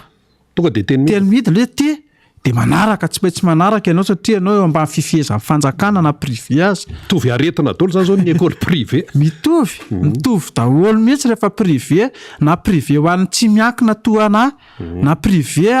tsy miankina fa amin'ny sekolim-pinoana mitovy privé koa ny sekolim-pinoana ay privé reny maleo tena kory zareo reny na de misy manampy any azy eny ary amaraparanantsika azy ary amin'ny ankapobeny zany de hoe mitotongana ny tontolo mpampianarana eto Madagasikara ary dia hatrany amin'ny fototra ka hatrany amin'ny université araka ny tenentsika teo zao hoe fitakim-bola université ary fitakim-bola ny université ary ny any amin'ny fototra ka hatrany amin'ny faratapony any dia mitotongana kanefa Andriamato tale-tsekoly tsy miankina tsy afaka iravoravo tanana fotsiny amin'izao fa tsy maintsy atrehana ihany koa zany hoe atao hoany reto zanantsika sy zandritsika be dia be reto inona mety mba hoe tolo-kevitra avy aminao zany amin'ity le raha be ty asa hoe ahoana ny inona mety mba heritretrao io aloha zany mba fangatahana fotsiny na tsisy miaina hoe amin'ny pirenena satria zanatsika ireo amin'ny mahazanaka malagasy an'ireo zaza ireo miaino izy sara tsy miaino izy anazy zany de efa vonona ny atsoroka foana ninona vokatra amin'ny trango eo de efa vonona foana zay hatramin'ny farany fa mangataka re izahay aminareo fitondrana mahefa ao amin'ny fanjakana mba jereo akaiky ny privé hoy aho satria reo ny tena mijaly mandeha mitsangana etsy ny sekoly manara-penitra ery misy ny boky zaraina tsy mahazo an'izany zay privé nefany reo mpampianatra zay miasa any amin'ireny sekoly reny tsy afemy fa olona avao amin'ny privé daholo any ambanivohitra any zao olona mpianatra afaka fanadinana teto izy de tsy mahita asa de mandeha izy mitady asa de mampianatra izy nalasa tamin'ny sekoly privé nefa izy zay tena hoe mba mangataka mba jereo akaiky izahay sekoly privé raha mbola misy ny tosika fameno ho an'ny sosialim-bahoaka mba hasivo koa ny tosika fameno ho an'ny fanabeazana indrindra ho anay privé jerevo manokana zay zavatra zay andre matofoloha le hoe fampianarana ankapobeny mitotongana ahoana zany ny mpanjinina no avy ary io aloha de efa manasady zay am'ty ho avy ny fireneny ty efa rentrée io de zay zao hiditra le première amin'ny herinany io ny miditra ny mpianatra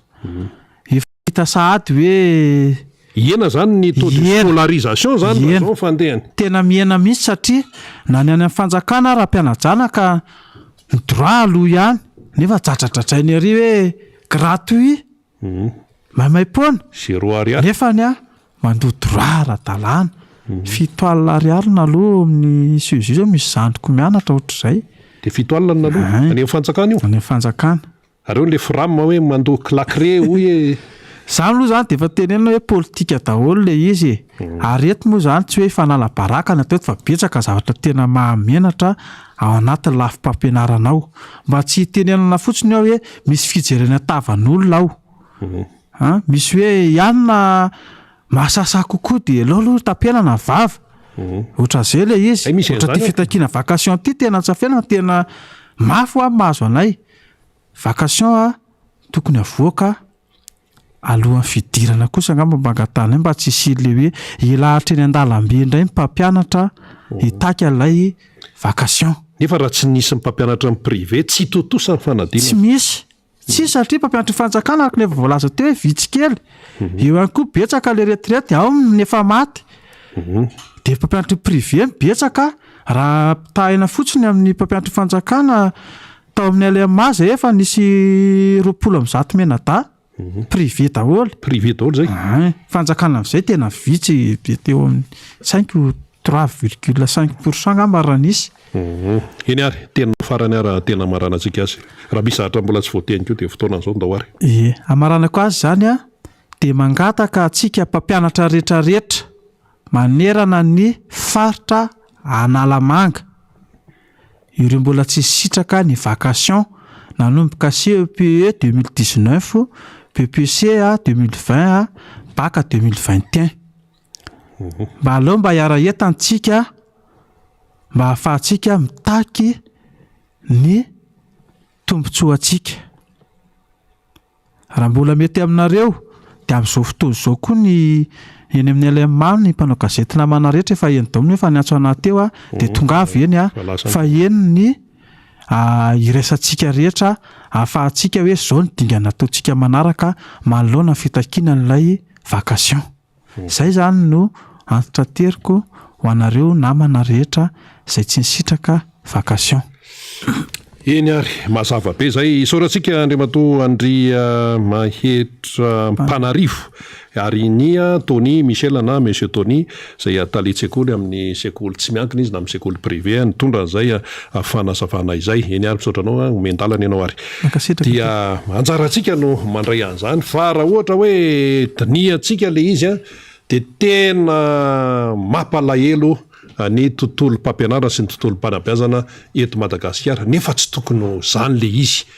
Ary tafiditra ao anatin'ny velorano izay voizany fitondram-panjakanany ity tontolo mpianabeazana ity. Maika fotsiny isika amin'izao fotoana izao hiteny hoe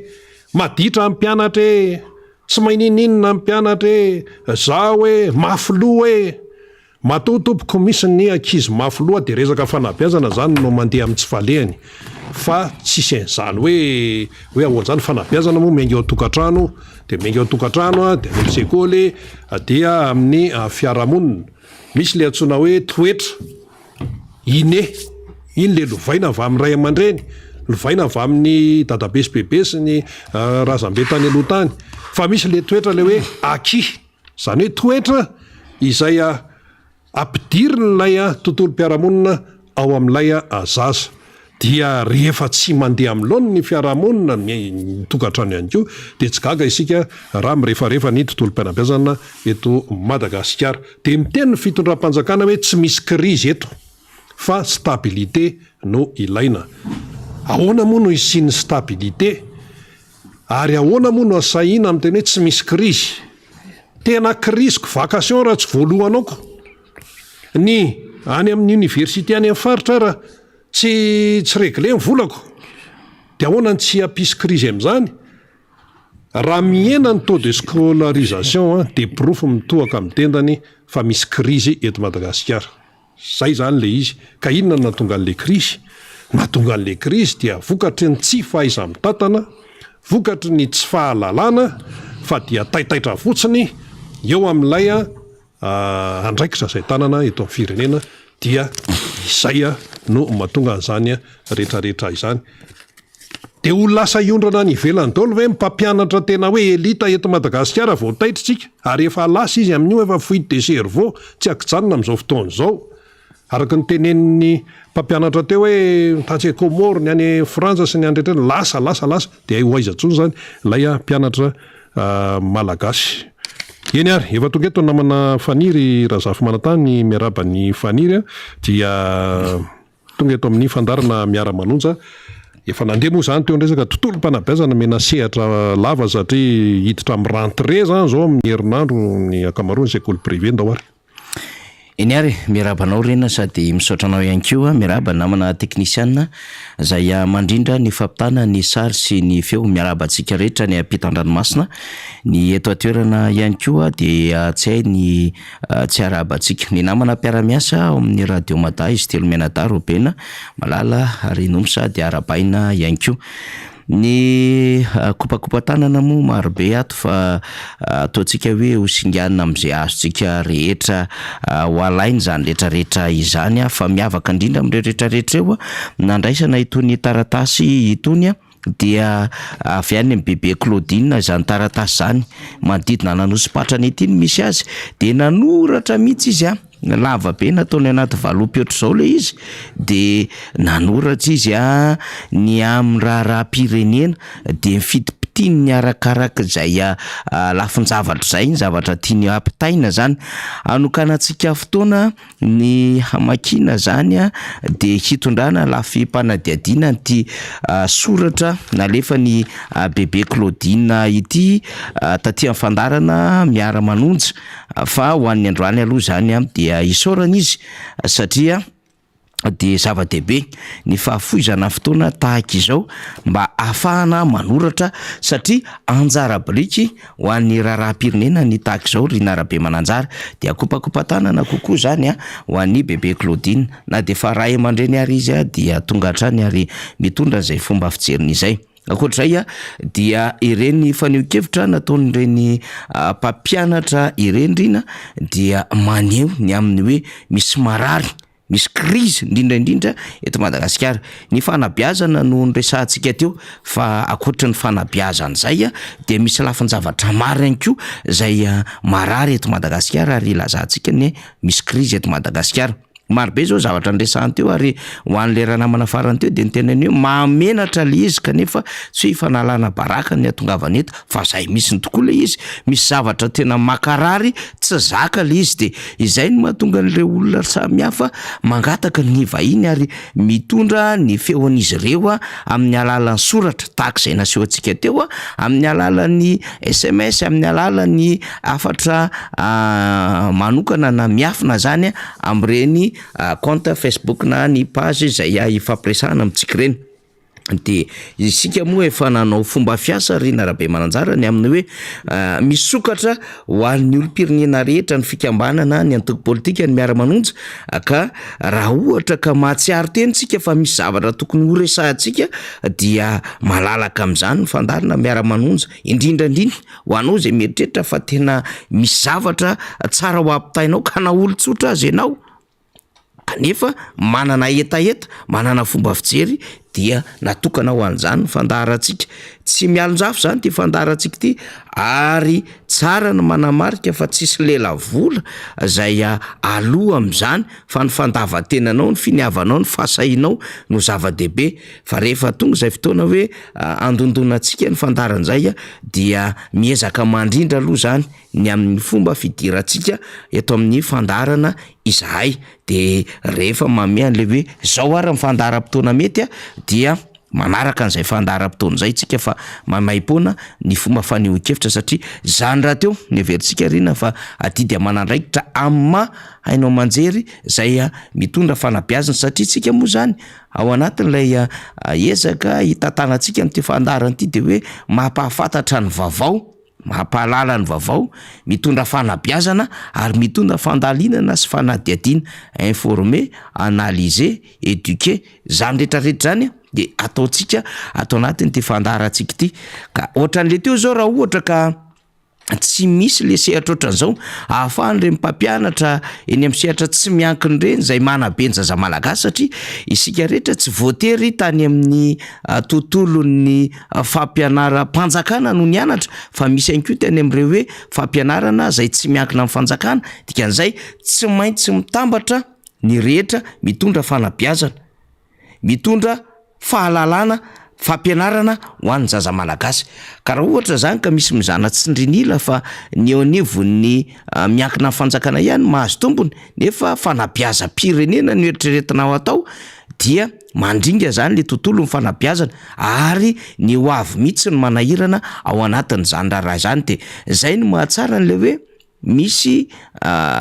sokajin'olona na apahan'olona na fikambanana maneho ny heviny dia omentsika malalaka aterina hiatrany maimaimpona ny fahafahantsika maneho hevitra eto amin'ny fandaharana. Ny fandaminana rehefa tonga isika dia mandrindra azy ny tenako sy indrindraindrindra namana Rina Rabemananjara zay tena mandrindra mialoha satria izy moa zany no tena azo lazaina fa mandrindra ny fandarana ny fandraisana an'ireo vahiny zay miara-dalana amintsika zany. Zay amin'ny ankapobeny tsara ho fantatra zay de ity zany hoy aho nisy taratasy de arindrantsika amin'ny fotoana satria mbola vakina nanao lecture diagonale ihany tsika teo Rina fa ho avy ny fotoana makina tsara nle izy de ilazana n'le etaetan'lay renim-pianakaviana zay tonga taty amintsika fa marobe any ambadika any zany izay mitondra fanamariana tahaka izay ho an'ny fandraisantsika ny radio satria misy afatra moa zany voaraintsika ny ohatry ny somary ratsy ny fandraisana ny radio MBS satria misasasasa fotsiny le izy mbola de fa nampitaina ny namana teknisiana de mino fa efa mijery izay anatsarana izay ny namanantsika Jean-Claude sy Radany ao ambony ao zany satria ato manko zany de ekipe zay le fomba fiasantsika tsy hoe zay mirahalahy fa zay mirahalahy ihany mety ho tazanareo de miaraka ny solombavam-boaka bokosy maromaro fa ao ambadika zay mpanolotra sy mpanetana ary solombavam-boaka zay sy ireo namana avy amin'ny politika ny antokotiko Madagasikara dia misy ekipa marobe de zay ohatra zany ny any amin'ny radio Mata, ny amin'ny ekipa eto amin'ny Fobe ny MBS, ny amin'ny ekipa any amin'ny MBS any amin'ny faritra de ireo teknisiana sy ireo ekipa mpanao gazety ireo mpikaroka sy mpitrandraka ny vaovao rehetrarehetra iny miara-misalaha amintsika zany de ireo rehetrarehetra eo no ambadika ny fandarantsika fa tsy hoe izay mirahalahy irery akory zany fa mety hoe izay aloha zany manana anjara andraikitra amin'ny fanolorana sy fanetana sy fanaovana fanadihadiana sy fandalinana de hitantsika saika hoe isanandro fa zay no anonorana tsakany sandiavana ireo namana ambadika eo de ao zao ry lalaina ao ambadika ao miasa mafy mihitsy izy ao ao amin'ny diffusion de mazava ho azy rifaly zany ao ambadika ao sy namana mpanao gazety melipatrana any amin'ny sehatra rehetrarehetra any dia kokoa ho antsika rehetra ny ampitan-dranomasina any omaly de nambarantsika teto rina fa nisy ny fionana zay nataon'ireo malagasy any ampitan-dranomasina diaspora zay milaza ny zavatra tsy mety eto amin'ny firenena ary mampita izany amin'izay fomba hafahan'izy ireo mampita hafatra zany ny fihetsiky ny fitondram-panjakana tamin'ilay hoe nanenjika vondron'olona na olon-tsotra moa zany marimarina kokoa mahakasika an'le hoe famoahana ny tikehana bagazy ny filoham-pirenena tamin'ny fivoahany tany ampitan-dranomasina de napetsika ny am-pony reo diaspora ary vomaika nanaingana izy ireo hiteny tsy hanohatra ny zavatra tsy mety eto Madagasikara zany ka nisy omaly ny fionana zay nitaterahany malagasy monina ny ampitan-dranomasina tsy isika eto Madagasikara ihany no miara mitempo ary miara mahafantatra sy miaina ny zava-misy fa ireo malagasy any ampitan-dranomasina dia tsy matory andro aman'alina mihitsy ary misaina lalina ny hoe ahoana ary no aviny Madagasikara zany sy nivoaka malagasy marina hoe mba olona afaka mba miaina araka izay mba tokony izy ireo satria ny condition ny fiainana na ny statut na ny manodidina an'izy ireo any ampitan-dranomasina any de tsy mitovy ny amintsika ty Madagasikara azo lazaina mba ahafahana miaina kely ihany ny zava-misy any ampitan-dranomasina any saingy tsy mamela azy ireo hipetra-potsiny na hitaza-potsiny na hanao braque croisé zany na hoe hampangina ny vavan'izy ireo satria mahafantatra ireo malagasy any ampitan-dranomasina ireo fa misy adidy ho an'ny tandrazana na any amin'ny 1,000 kilometatra ara dia tokony hiteny hijoro ary osa ary mety misy zavatra tsy vita tsika eto atoerana kanefa dia ary zareo any no manainga sy miteny an'izany de omaly nisy ny fionana zay nitaterahanizy ireo tsy lavitra ny masovoa Madagasikara ny Frantsa ny lazan'izy ireo ny amin'ny hoe izao ny zava-misy a Madagasikara, izao ny manahirana malagasy, izao ny fomba hitantanana ny firenena de ireny rehetrarehetra ireny zany no nentin'izy ireo tamin'ny fionana izay no tanterahana omaly izay ka eo ampandrindrana azy isika io zany ny am'ireo faneho-kevitra vitsivitsy zay notsongaina tao anatin'izay mety hoe tsy maro ray na roa fa ny zava-dehibe de hoe ny ahafahantsika miaino ny amin'ny hoe ireo malagasy any ampitan-dranomasina ny ka malagasy mitovy amintsika marary ihany ary mitepy ihany koa ny fijalitsika eto an-tanindrazana manara-maso tsy mijanona ary tsy miato ny fizotra ny raharam-pirenena eto Madagasikara miantso mijery ny vaovao amin'ny tambajotra tongotra sosialy, miaino vaovao any am'ireo fomba azona ny onjam-peo, miaino vaovao ihany ko any am'ireo hainao manjery zay mety mampitanjany amin'ny sehatra raisam-pirenena reny namana ireny. Ka rehefa vonona ny satra satria mbola manao ny fandaminana ny teknisiantsika amin'ny alalan'ny faly eo ambadika eo de ampitainantsika zany rehetrarehetra izany fa ho isika hoe mba azontsika hery tsara zany miatrika ny tolona tia tanindrazana de misy malagasy miara-mitebo amintsika ary mahatsiaro mahazava-dehibe an'ity Madagasikara ity de miasa ho antsika malagasy mifanampy, mifanotrona, mifanometanana, mifanome hery atsika malagasy eto toerana. Eto moa tsika zany de hoe efa manjaka mihitsy le terrorisme d'État makany am'le didijadona de limité ihany zavatra azo sy afaka atao kanefa dia hijoroantsika. Tsika miara-manonja moa tsika tsy mba genren'olona ampitatahorina ohatran'izany na genren'olona le hoe tenenina de mifitsaka na hoe moramora ihany tsy de ohatran'izay zahay tompoko. Ho an'le anareo zay mihaino ny fandaharana asaina miasa mafy inona ny zavatra resahany zalahao de tsisy miafina ny zavatra resahana eto. Am'le miketriketrika hoe de ahoany reo bandy reo ohatr'izao zay tompoko vaiza moa zay eto zay isan'andro mampita ny vahoaka malagasy ny zava-misy, mampiaina ny zava-misy iaina ny firenena, iaina ny vahoaka malagasy ary miteny lay zavatra marobe tsy ara-drariny ary tsy mifanitsy amin'ny marina sy nijoroany reo razantsika ho an'ity Madagasikara ity. Satria raha mamela fotsiny a Madagasikara am'izay toerana misy azy zao itsika dia matimaty amin'ny tsisy dikany, raraka amin'ny tsisy dikany raha an'ireo mahery fo ny Madagasikara niady ho an'ity Madagasikara ity. Ny fahanginantsika zany dia ohatrany hoe fanompana an'ireo malagasy zay niady amin'ity Madagasikara ity. Zay zany ny zava-misy amin'izao fotoana zao ary zay ihany koa ny endrika zay hoe zany fanaovana ohatrany hoe anjoronjorom-bala ny zava-misy ataon'ny fitondram-panjakana amin'izao. Ka raha ohatra zany tsika rehetrarehetra na ny malagasy zay mahatsiaro fa tsy mety ny ataon'le fitondram-panjakana kanefa tsy samy joro tsy samy teny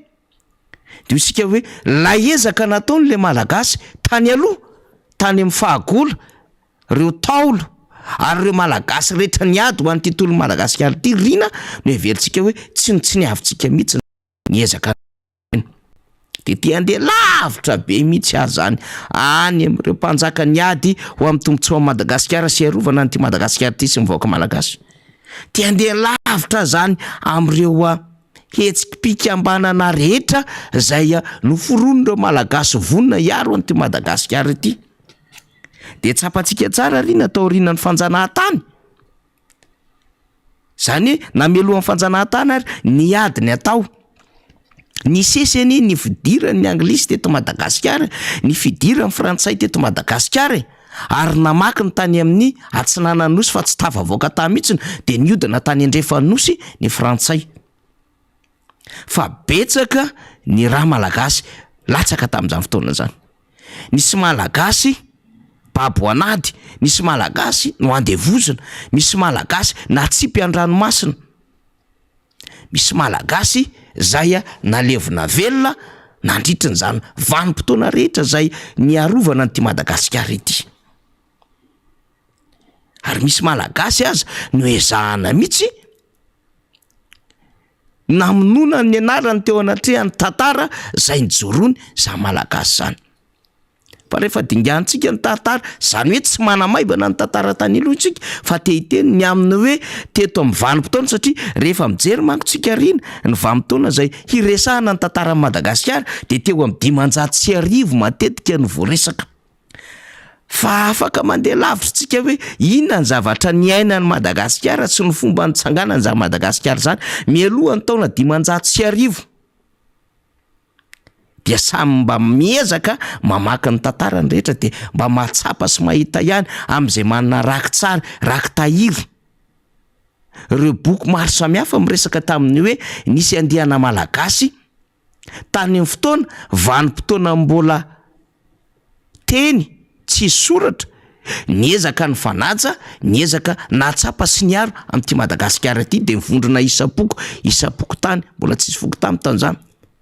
fa isapoko de nanao ny ezaka samihafa ny arovana an'za Madagasikara izany teny amin'ny sehatra rehetrarehetra zay misy azy de niaro an'ty Madagasikara ty na de mbola tsy ampy fahalalana ara na fahalalana teo amin'ny sehatry ny fampianarana izy ireo fa nahatsiaro kosa izy ireo hoe nisy fahendrena teto de tonga teto amin'ty Madagasikara ty de ahoana ny arovana an'izany Madagasikara izany de be da be ny adevitra tsika tsy tantara tsony ny mpanjaka toera sy ny ezaka nataony tsy tantara tsony tsika ny fianova momba ny arovany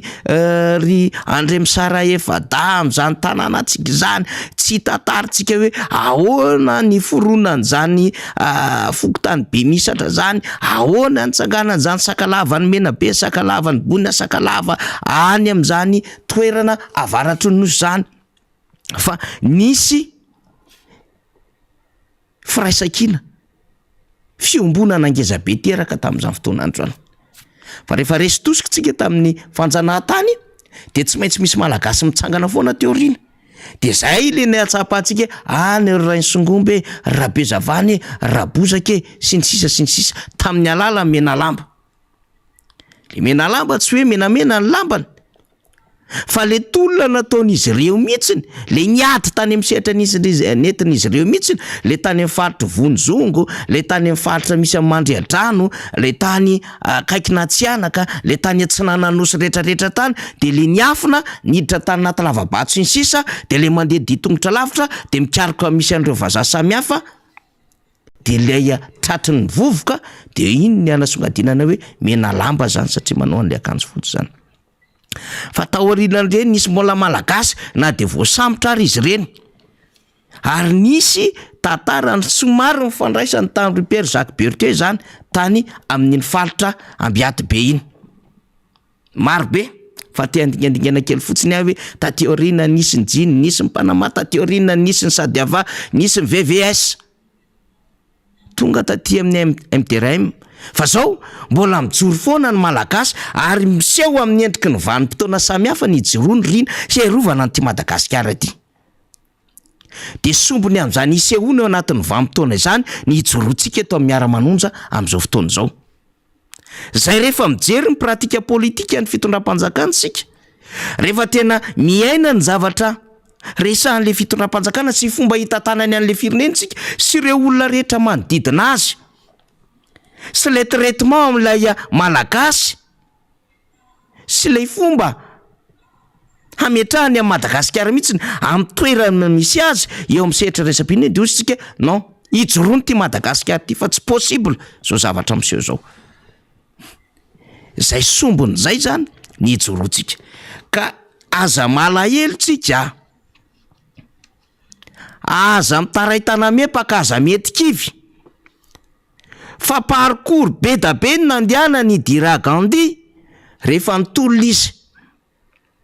nandeha tany Etsaha Gandhi ary nisy fotoana ry izy nidemasika mihitsiny misy fotoana izy nalova endrika mihitsy ary nisy fotoana izy nandeha tongotra amina kilometatra maro izy moa ny olona tsy de tia mikiraro iny tany Inde misy fotoana izy niova firenena hafa mihitsiny nisy fotoana izy nanoratra boky ary nisy fotoana izy nandefa niafatra tamin'ny alalan'ireo solontenany ka nanangana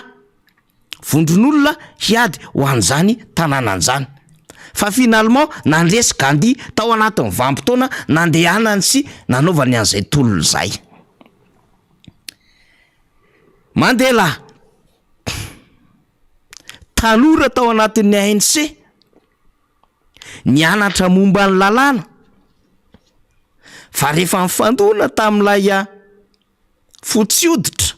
zay nametraka an'ilay fanavaka vahambolon-koditra ka nijoroan'ry Mandela zay jeune tamin'izany fotoanan'izany nitolona tao anatin'ilay ANC de hoy izy hoe tsy havelanay tsy maintsy avitra Afrika Atsimo de nanao tasy d'huile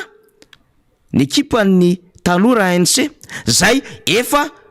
potika tsikelikely reo ray aman-dreny tao anatin'ny ANC fa le jeune taty ambany zany ny niaingy de nanao mouvement ngezabe tany amin'ny taona 1700 tanoana de niaingy Mandela sy ny ekipany ary nanana mpiara-miasa izy tamin'izany fotoan'izany. Ary anisan'ny mpiara-miasa taty aoriana niaraka any fa jeune i filoha le anankiray ty rina le nanana problème be le marivady ty lay tsy Thabo Mbeki zay teneko zay fa izy Jacob Zuma. Cyril Ramaphosa manko ny filoham-pirenena any Afrika Atsimo amin'izao fotoana izao. Fa ireny ezaka rehetrarehetra nataon'ry Mandela reny rehefa hitandrareo fa tsy tafainga. Le ray aman-dreny nitarika ny ANC de mivoaka tato amin'le jeune izy, jeune intello. De re jeune intello reo zany na misy tsy nianatra, ohatran'ny Zuma ny tsy nianatra. Fa zao lay tena tany am'le foko nisy azy le Zulu de tena anisany nametraka mihitsy mahazava-dehibe le hoe hijoroana le tanindrazana. Fa tsy ekeny zao apartheid zao, tsy ekeny zao fanavakavaham-bolokoditra zao. Fa hono tsika ny tsy afaka iaina ohatran'ny olombelona rehetrarehetra, fa hono ny sokajiana fa mifotsy ihany ny afaka miaina, nefa mainty ny maro anisa. Mainty ny nanangana le tanàna hoe Afrika Atsimo. Taty aoriana izy zara taty misy hoe Namibia. Misy ny Soweto maro be. Zany resantsika zany. Fa nandeha ny fotoana voasambotra Mandela nigadra izy, misy an'le tanàna inona moa le kisa Rote Vernio ihany le anaran'le tanàna zay nigadrana azy, fa nandritra zany fotoana rehetra zany tsy namototra azy ny vadiny ny Mandela. Vezivezy teo nitady ny fomba rehetra ahafahana mamoaka azy, fa lasa lay fomba nanagadrana Mandela sy ny ekipany. Ay nahazon'le tolona hery zany. De napotra ny vanim-potoana tao anatin'izany ny anaran'ny Mandela sy ny ezaka nataony Nelson Mandela. Adimba. Soweto. Misy an'le fonja zay le roto izay Vernio ihany izy rehefa kelikely fa mandeha Soweto koa tena namay be. Ka manoloana an'izany lafin-javatra rehetrarehetra zany de tsy nisy nieritreretra ny tena hoe ny rehetrarehetra hoe mbolo tafavoaka ty tolony ty. Fa rehefa natsapa hoe lasa victime zany tao anatin'izy Mandela nigatra de nisy an'le relève be da be. Lisy an'le mpanohana be da be mbola nijoro fa tsy io natao sakany zany rehetrarehetra zany hoe matanjaka le fanjakana fotsioditra tamin'izany de ndao tsika hipiripirina. Fa niady teo amin'ny sehatra nasionaly, teo amin'ny sehatra iraisam-pirenena zareo de nisy ny fifampiresahana, nisy ny fihaonana matetitetika natao tamin'izany. Nefa rany tonga taty amin'ny Frédéric de Klerk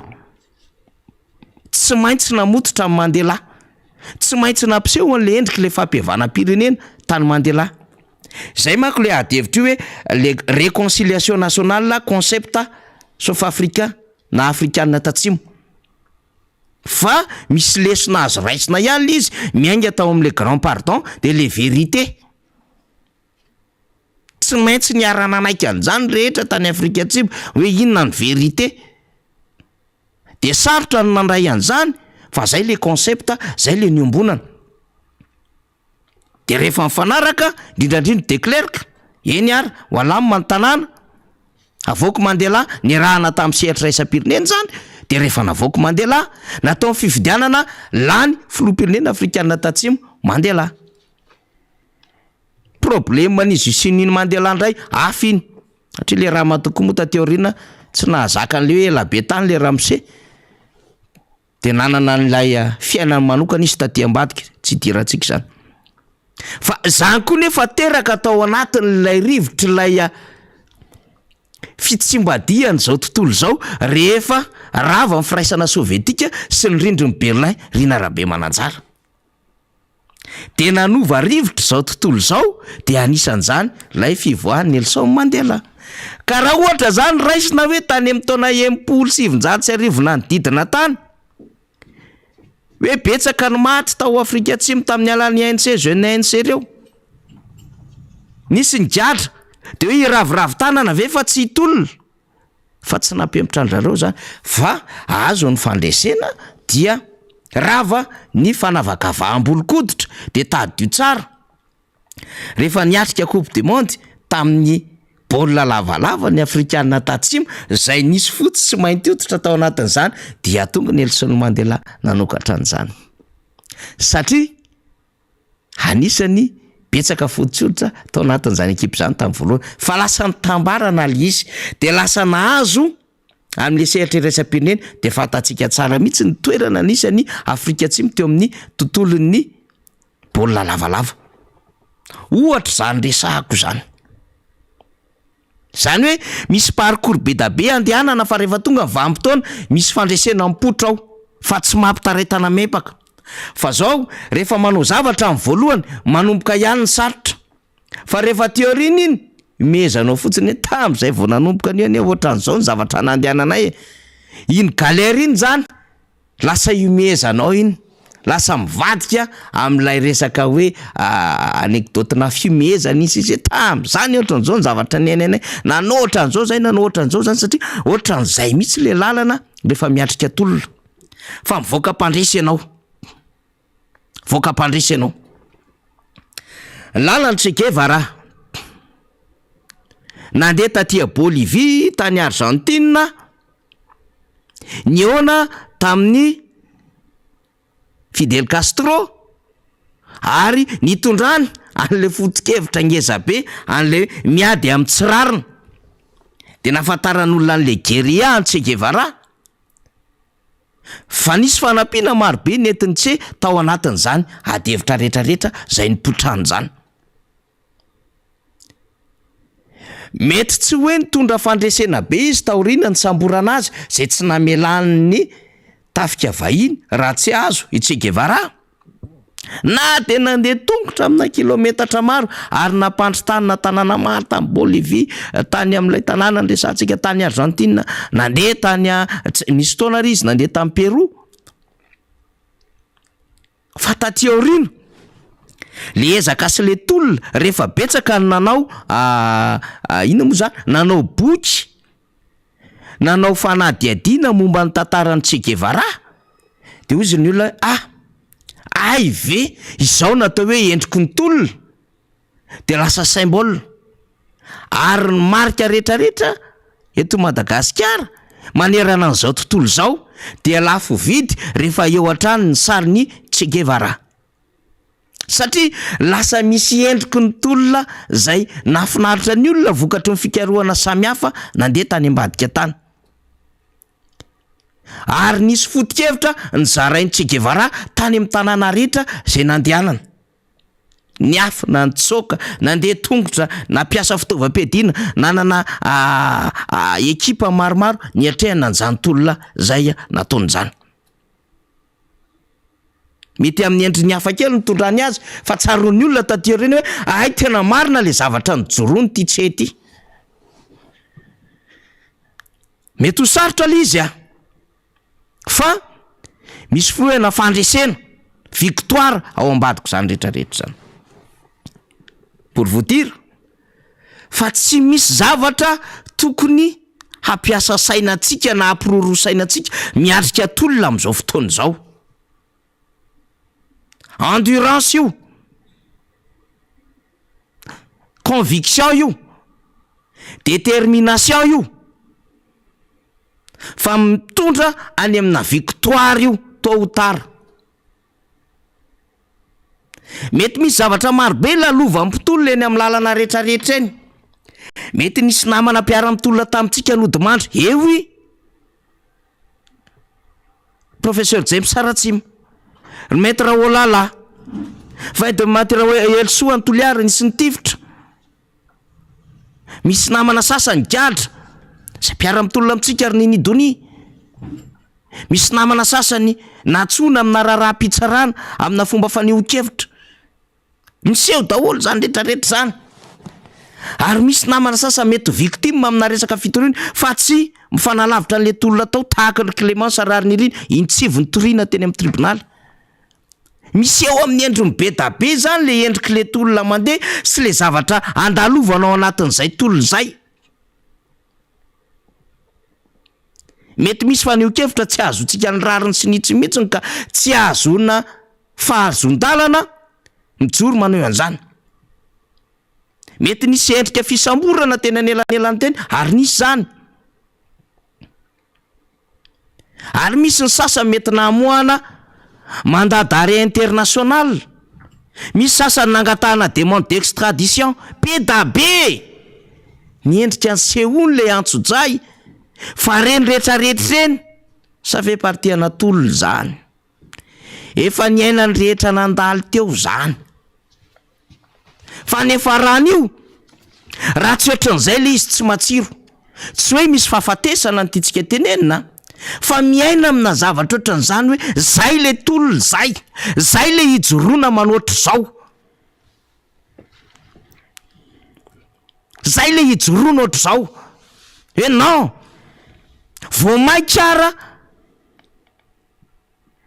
hanaovanay ny ezaka ty,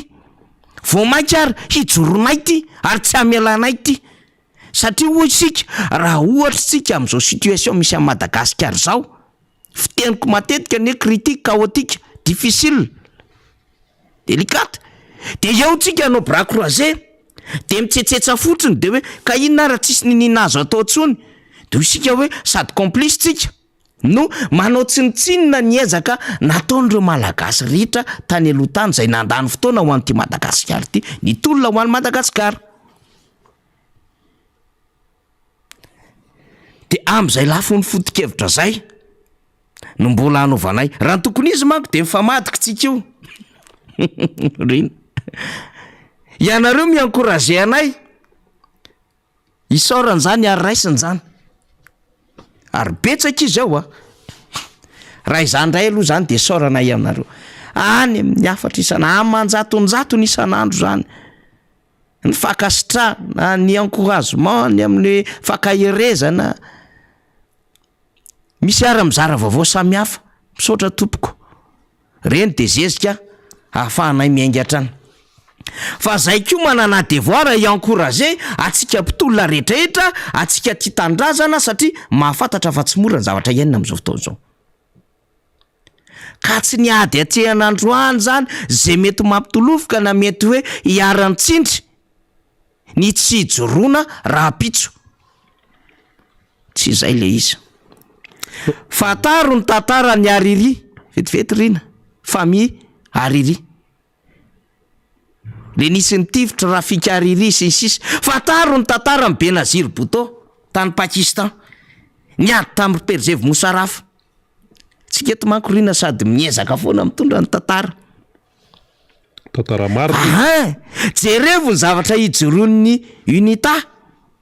amin'ny MPLA Angola, fandresana niaraka ny député fetra teo zany, e mandeha ny fifidianana any Angola. MPLA zany le hoe mouvement populaire amin'ilay libération ny Angola, fa misy koa nefa le UNITA. Reo zany de lay mpiadany atakata niaty tamin'ilay tafim-panjakana fa mivadika antoko politika ny UNITA, fa tsy milavolefona ny UNITA. Tahaka ny Raila Odinga io depuis 2002, fa io foana Odinga mi-affronter am'izay filoham-pirenena tonga eo ary deuxième position foana Odinga. Fataro ny tantara ny Tshisekedi rainy, fataro ny tantara ny Kabila rainy, tsy Joseph fa i Désiré tany Zaïra taloha, RDC am'izao fotoana zao. Malheureusement moa le lipa-efany ty manimba zavatra, maty Désiré Kabila, soupçonné tao ambadika zany adevitra zany ny zanany. Tahaka ny tantara ny Déby, Idriss Déby, tsady am'izao fotoana zao. Tsy diratsika iny, nen'olona iny. Fa le tantara ny tiatsika resahana fotsiny Rina ny amin'ny hoe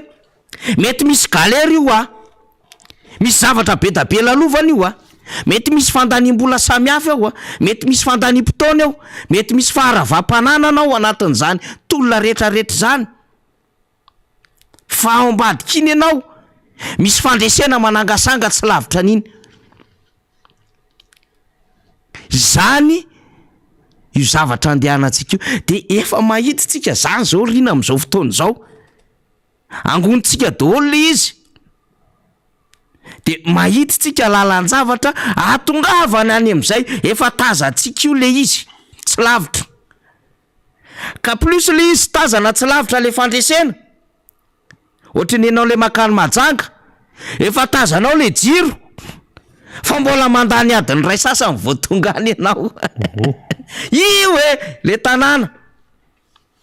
fa mbola miodina de miodina sinsisa zay voatonga any am'le tanàna ohatra zany raisiko zany fa efa matazantsika zany zao lalana nandehanany rehetra de efa hoe io le izy io fa tsy lavitra io fa plus le izy akaiky ary tazana fa misy obstacle kely samihafa eny amin'ny lalana eny fa io zany de tsotra io tsatokazo tsatoka misampanandalana io tsy misakana antsika tandeha tsy andeha fa mitazona antsika heritreritra hoe ahoana am'izay ara de be da be zany zavatra lalovana ao anatin'izay chemin na mouvement sy lutte zay fa io nefa tsy mampiemitra antsika zany rina rabe mananjara mbola manakambaran'izay anao fa za io iodina vetivetsika tsy am'faly satria efa nampiomantsika ny amin'ny hoe ahoana ny fomba fijery ny diaspora ny zava-misy eto Madagasikara de toy izany rina indray zany ny fanohizana azy ndao Robin Island le fonja voilà Robin Island izay misy de efa vonao ifaniry-soa am'le resaka diaspora zany mananjavatra ho teneniny izy araka ny tenin'ny teknisiana ao ambadibadika ao dia hoarahantsika ao afaka minitra vitsy zany raha ny toromatsika eto mandritra ny eo amin'ny 9 minitra eo ny fanazavana faniry-soa faneho-kevitra moa zany ny tena marina am'izay hoentiny eo ka zany rehetrarehetra zany tsy maintsy resahana satria rehefa jerenao zany lafinjavatra eto amin'ny firenena tsy misy mandeha na inona aloha resahana eo zany zao ohatra hoe resaka diplomasia ho asitsika resaka kely malohan'ny idiran'ny namaneo rehefa avy eo resaka diplomasia eto Madagasikara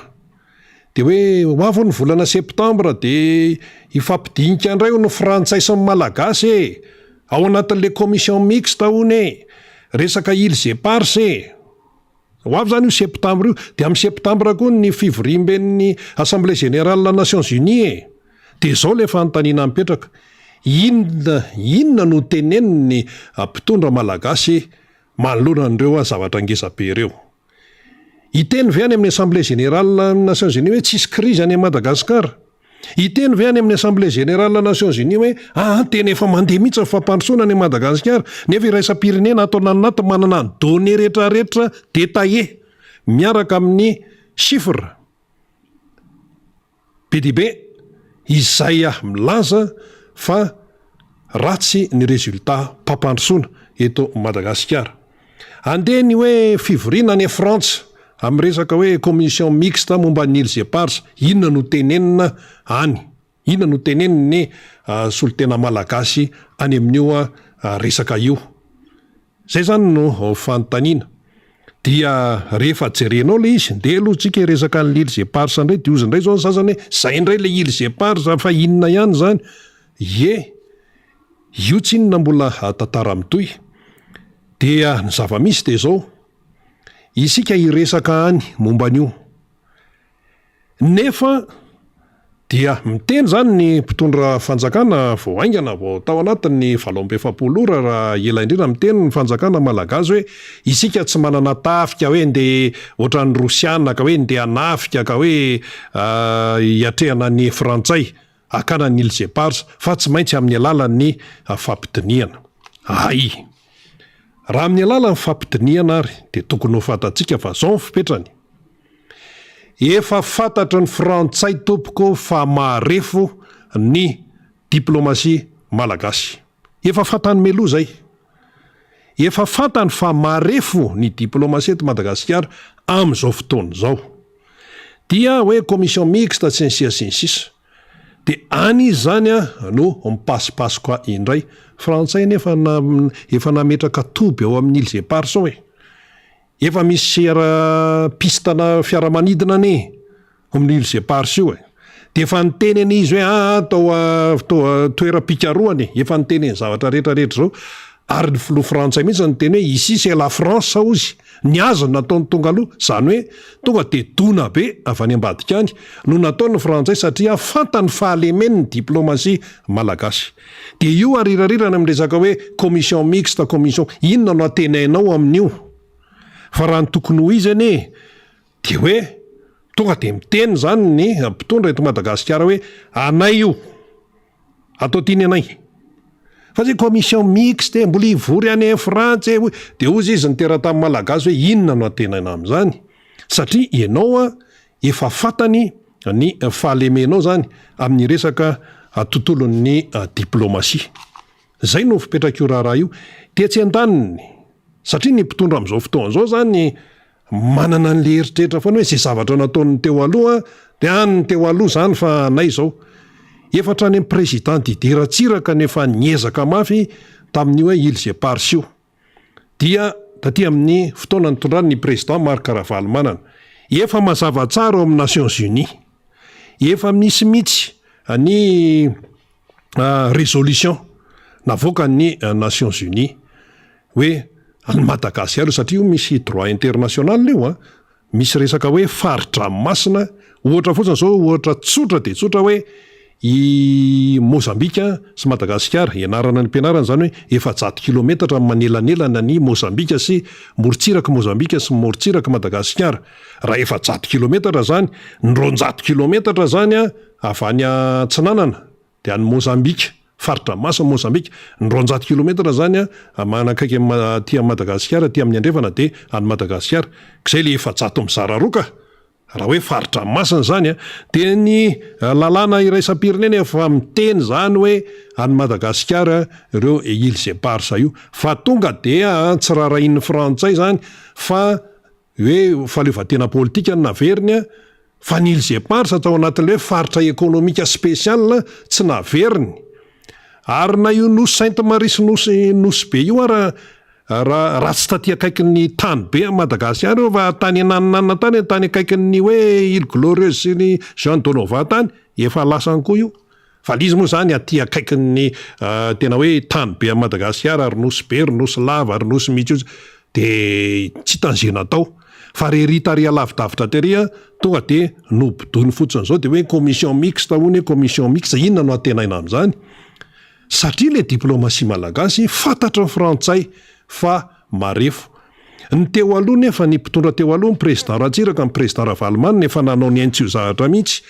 ary ny secrétaire général ny Nations Unies tamin'ny fotoanandrony ary inga Kofi Annan zay efa tsotsomo izy de efa niteny mihitsy hoe nanamafy hoe any Madagasikara ny Îles Éparses any ny tokony amarana fa tsy lasa ndray aty amin'ny adversaire ndray ianao no miaraka amin'ny commission mixte de nasesany tamin'io satria efa nisy fionana masy teto Madagasikara de zao asesany ndray hoe iona ndray any Frantsa de aza inona ndray de hotolorana couvert ndray de sakafo de ina fa le votoatikefitra adia ny frantsay zany efa tonga de ny azy nataony dona be avy any ananany hoe ici c'est la France ary ny président frantsay mihitsy no teny zany ary misy groupena sénateur ao ambadimbadika ao le tena le hoe groupena sénateur frantsay reo zany tena le conservateur be le tena hoe tsy miova mihitsy amin'ny didoany fa aza mena Madagasikara any aza mena aza votsitra fa tazomy fa satria manino raha tsisy ninona tsy rarahan'ny olona io fa misy arena be ao de ozany sasany am'le mandray atendrony ka ny tsikara ny tany eto Madagasikara lasa ny vahiny ko maninona aloha raha reo no atao zay ikarakarana zay Îles Éparses zany angao azo tsony diso be zany rehefa atsika de atsika zay anaovantsika an'io na io pitsika io iny io na anaovantsika iny io na atsika io de atsika io tsisy idiran'ny afo zany zay le foto-kevitra fa tsy hoe rehefa any de alao any tsy mety zany fa rehefa atsika malagasy io de zay anaovantsika malagasy azy eo ary io misy arena be ny olona ne mijery lavitra fa itsika tsy mahita fa tsy ny ambany maso de io isika tsy mahita ny ambany maso no ararotany vahiny ararotany ny frantsay amin'ny resaka hoe Îles Éparses zany ary zay tsy tena samy teny mihitsy fa raha ny président Marc Ravalomanana ny teo no mitondra ny firenena hoe amin'izao fotoana zao zany tsy sanana ohatran'io frantsay tsy sananao ohatran'io ary na inga Macron raha tsy sanyteneniny hoe ici c'est la France raha président Marc Ravalomanana ny teo fa fantatry ny frantsay ny fahalementsika eo amin'ny tontolo ny diplomasia de izay no mahatonga azy manao an'io ny tsika raha eto mifanendrena ambassadeur miramina be hoe mbola misy fetsony hoe fanendrena ambassadeur sinsisa tena hoe misatra nefa zany ny tena tsika manana ambasady any ivelany any mbola nisy problema hoe nisy fanendrena olona tany amin'ny ambasady ohatr'izao de ohatrany tsy mety am'le mpiara-miasa any amin'ny ambasady malagasy any ivelany any de vereno zany nefa tsy tokony ho zany izy de zay zany tontolon'ny diplomasia daholo zay rehetrarehetra izay de araroton'ny olona zay de inona no atena itsika eo zao tsika zany zao firendroany 25 ary le fotoana mandeha be le fotoana 25 tsika androany aogositra 2024 anio de efa kaikaiky le septambra ao rentrée amin'ny mpianatra assemblée générale Nations Unies hoe fionan'ny commission mixte momba ny îles éparses any France de andehany de ahoana nefa efa misy ezaka ngeza be efa neke résolution Nations Unies zany raha sao de tsy fantatsika fa inona ny lanjan'zany résolution an'ny Nations Unies manandanja be zany ary vao miresaka hoe Nations Unies ny dikan'izay de hoe amin'ny ankapobeny rafitra ty amin'ny faritra zany de tsika zany sadeka ny misy atsika dia io koa efa nilaza mazava hoe raha mifandehan'ny raharaha zany tena any Madagasikara io ary reny rafitra ty amin'ny faritra reny no manampy tosika de reny no jereniny any amin'ny firenena amikamina mbola any ny dossier fantatry ny mpitondra eto Madagasikara ve zany mbola any ny dossier le milaza n'le résolution iny momba ny îles éparses io ino no amaharana ino no tokony amaharana fa tsy hoe ka tsika tsy manana tafika hiatrehana amin'ny frantsay marina zany tena marina zany fa ny ady ataotsika zany dia ady amin'ny alalan'ny resaka diplomasia miteny moa zany ny fanjakana hoe fampidiniana zany raha mbola hoe fampidiniana ahoana moa zany fa le diplomasia anao zany mila matanjaka raha raisina raha hoe hidinika de mila matanjaka ny diplomasia anao eo amin'ny sehatra iraisam-pirenena fa io tsy mandehandeha fahatany io resaka diplomasia io tompoko fa tsy hoe ifampidinika ifampidinika amin'ny adversaire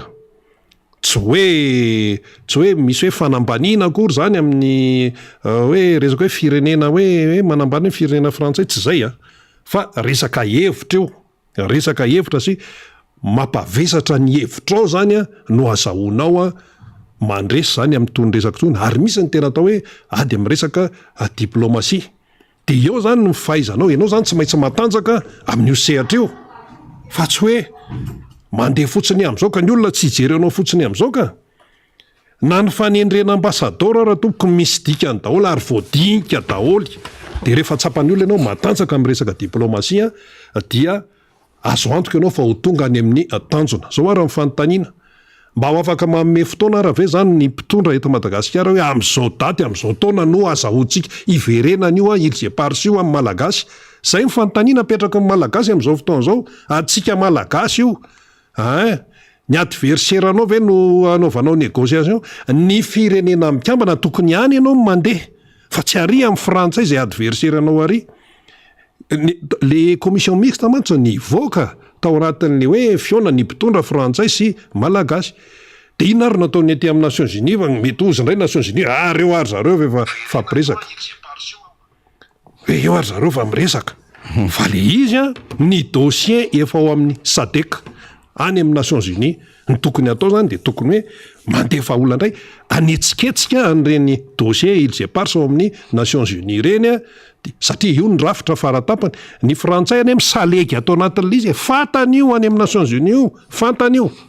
fa modiny fa hita ny fahalemeniny eto Madagasikara de ino lolaoviny dia lasa mandeha any amin'ny tsisy de tsika zany mianana fotsiny eto fa raha ny tokony izy tokony hoe manana fahasahina ny mpitondra eto Madagasikara hoe anay io averenao aminay de rehefa mamono sofina ny mpitondra ho a frantsa nga macron moa va tena ici c'est la France ozy frantsa ny eto ozy izy a dia aiza le ambonimbony kokoa zay le fahaizan'zay aiza le sehatra ambonimbony kokoa ahafahana manery any frantsa amerina ny tsy anazy an'io fa ny malagasy io araka ny voasoratra ao amin'ny résolution efa navoakan'ny Nations Unies sy ny SADC zay ilay fanamariana zay ka okytsika tso gaga hoe aviliviliny olona azy de zao tsy any mety miteny sao de efa nisy fifanarahana any ambadika any zany aloha tsy fantatra fa ohatrany hoe fanamariana siana fa raha ny tokony ho izy a dia ny résolution navoakan'ny Nations Unies efa tamin'ny andron'ny président Didier Ratsiraka tamin'ny androny namafisany fotoan'androny tantanany président Marc Ravalomanana amin'ny firenena any no tokony hamaharana de afaka mitady manao lobby inona ianao am'izay firenena zay hoe araka aminao hoe posio ty na ohatran'izany de inona moa nataon'ny frantsay ifrantsane ka élément anankiray ao anatin'ny firenena mikambany zay le izy fa tsika ohatrany tonga de matololo alevany ole commission mixte de tsy raha antanio any malagasy ataovany sondage hoe manatena inona amin'io fampiresahana frantsay io amin'ny resaka îles éparses ianao de ho hitanao valiny toary namana itsika moa zany nampanantena teo rina ny aminy hoe andefa ny sombony faneho-kevitra nataon'ireo diaspora malagasy tany ampitan-dranomasina marobe moa zany zareo tany de fao ny avany Montpellier, ny avany Toulouse, ny avany Marseille marobe fa nisy ny filanjana soratra samihafa nataon'izy ireo fampahafantarana zava-misy fa metsika sombony fotsiny zany tiany amin'ny hoe mahafantatra tsara ny zava-misy aty Madagasikara zany reo malagasy monina ny ampitan-dranomasina any ka manao an'izay hetsika zay izy io manko zany ny zava-misy ohatran'ireny dia tsinjony sehatra iraisam-pirenena de mametraka fantaniana zareo satria zay zany le dikan'le hetsika am'le message be da be am'le pancarte sy le faneho-kevitra de mahita an'izay mivantana zany ny Quai d'Orsay mahita an'izay mivantana ihany koa ny ao amin'ny Champs-Élysées de tsy maintsy mametraka fanontaniana me izy reo olo reo inona zavatra ambaran'ireo olo reo satria amin'ny mahatany demokraty amin'ny frantsay mampiaina an'izany demokrasia zany dia tsy maintsy miaino izy ary io tsy sakatsakana andray zany ny Quai d'Orsay Élysée Matignon izany ao anatiny daholo zany de mahita an'iny koa zany tsy lavitra eo ny amin'ny Bruxelles Belgique io zany Union Européenne de midika hoe nisy fihetsiketsehana ngeta ty satria ny renseignement rehetrarehetra manodidina am'izay fihetsehana rehetrarehetra any ivelany any dia tsy ahamahivaliny ny sehatra iraisam-pirenena de toute façon efa misy taratasy plaidoirie koa sy fanazava-kevitra nentin'ireo collectif des citoyens malagasy teny ny vovondrony Europeanina tany ampitan-dranomasina ary tahakan'izay tany amin'ny Élysée sy ny sisa zany ka rehefa misy trangan-javatra ohatran'izao de mihaino zany ny vahiny de rehefa mihaino izy de mampafantatra izy de zay ny dikan'ilay hoe misy mahasovo zay indrindra fa inona zany resaka zany fa to confirmer ireo malagasy diaspora aty ivelany aty fa mihetsiketsika zareo io tsisy adevitra hoe fa manino ny reto ny 12 na manino ny reto ny 20 na manino ny reto ny 10 na enina tsy any ny adevitra fa le endriky le liberté ahafahany reto sy maneho hevitra de hoe misy marary azy zany de notsika zany fa neho-kevitra raha matoa fanirisoa herinaivo mahakasika indrindra ny antony na tonga azy ireo zany nanao an'izay fihetsiketsehana zay omaly sy ilazany izy ireo ny sombony zava-misy aty Madagasikara sombony fa ny zava-misy moa zany amin'ny ankapobeny saika fa resahantsika fa ary zareo ihany koa de anisany miteny ny zava-misy aty Madagasikara ndahora faly afatra omeko ho an'ny malagasy androany de ireo malagasy evo safotra nony fanaparitana ny sary valisyvelona zay moa tena ampodiana eto de hoe mba ampiseho firaisan-kina amin'ireo malagasy izay idina tanteraka ny vavany izay tampena vava tanteraka izay tsy avela kory anao hevitra inona ny tao anatin'ny valisyvelona na de atao para hoe 71 kilo fony ny total valise inona mampifakofaka inona zany mahamahana inona manahirana maninona na zay rafa tena hoe afikasiana fitetena amono azy indray famohana an'izay sarina valise zay fa misy zavatra nafefa tao pour l'instant aloha dia fanodranana volamena tsakitsanina ny problemanay ka raha ohatra izay ka miay aho hoe misy volamena ao a dia manana droit raha vahoaka hiderina anatin'izao dia aveo ianao ilaza hoe misy mitady hamono izay ny atao hoe rehefa ohatra ka be raha atao a dia matahotra foana sao dia isy hamono sao dia isy hamono isaky hamono anao eo ianareo amerika ny vola na nangalanareo ianareo miaritra ny fahoriany vahoaka ataonareo ianareo miaritra lalana tapaka embouteillage miaritra jiro sy rano tsy misy au 5 minutes tapaka ny jiro fa 5 secondes ny tapaka ny jiro efa memena be raha jerena oy aiza ny jiro fa mahoana indreo olona atao valy isanandro tapaka jiro telo andro herinandro tapaka rano ka zao verina amin'le resaka vahiny satria natao atao resaka aza lehibe na saingahoaka tamin'ny herintaonareo lazaina fa Philippe François taona fanoarana resaka vonona amin'ny basiborona ka hainao vorona tomaty amin'ny basiborona basiborona ve olona tira dia vita ampiasa basiborona amona firenena zao indray fangalana sary zany hoe appareil téléphonique fa tsy hoe pour hoe appareil professionnel na fangalana dia lazaina fa tiana avonoina ianao non oftitsy ianao zao mamono vahoaka navoaka tao amin'ny banque centrale ny volamena hoe hodiovina ny Suisse io no manahirana ny lohanay io satria tsy ekena hodiovina ny Suisse ao io sasana carbonetra sy dentifrice dia madio tsy mila diovina ny Suisse volamena gasy oviana ilay izy navoaka dia zao zao ilay izy oviana velona ay vitanga dia misy sarina lefako any amin'ny faly any mahakasika an'izay fihetsehana zay sombony hoa inona lefa antsika iny zany satria amin'le firaisan-kina mivoaka malagasy resaka tikehana bagazina filoha-pirenena mikasika an'le valia satria raha mifantatra zany zao a dia miaingy zany raha izany dia zay endrika le firaisan-kina hoe sao dia mba tsy rariny ihany lafin-javatra ohatran'izany satria miendrika hanampenana ny vava ho an'ilay vahoaka le izy ny ao ambadiky ny adevitra moa zany anjara mpanao fanadiadiana zany resaka zany fa faharoa dia hoe ny amin'ilay endrika ilay hoe volamena ny malagasy satria tsika zany dia tsy mitsahatra mare isan'andro san'andro zany ny amin'izay hoe fanondranana volamena ntsokosoko dia ny entiny diaspora tamin'ny alalan'ny fanirisoherina avy teo ny amin'ny hoe aiza ho aiza zany reo volamena malagasy zay diovina ny Suisse satria hoe tsy ekeny ny eo anivony sehatra iraisam-pirenena na ny tahirimboly iraisam-pirenena zany hoe tsy mbola madio tsara zany ny volamena antsika zany reto moa zany ireo malagasy zay nanao an'izay etsika zay sombony sary tiana alefantsika ity zany fa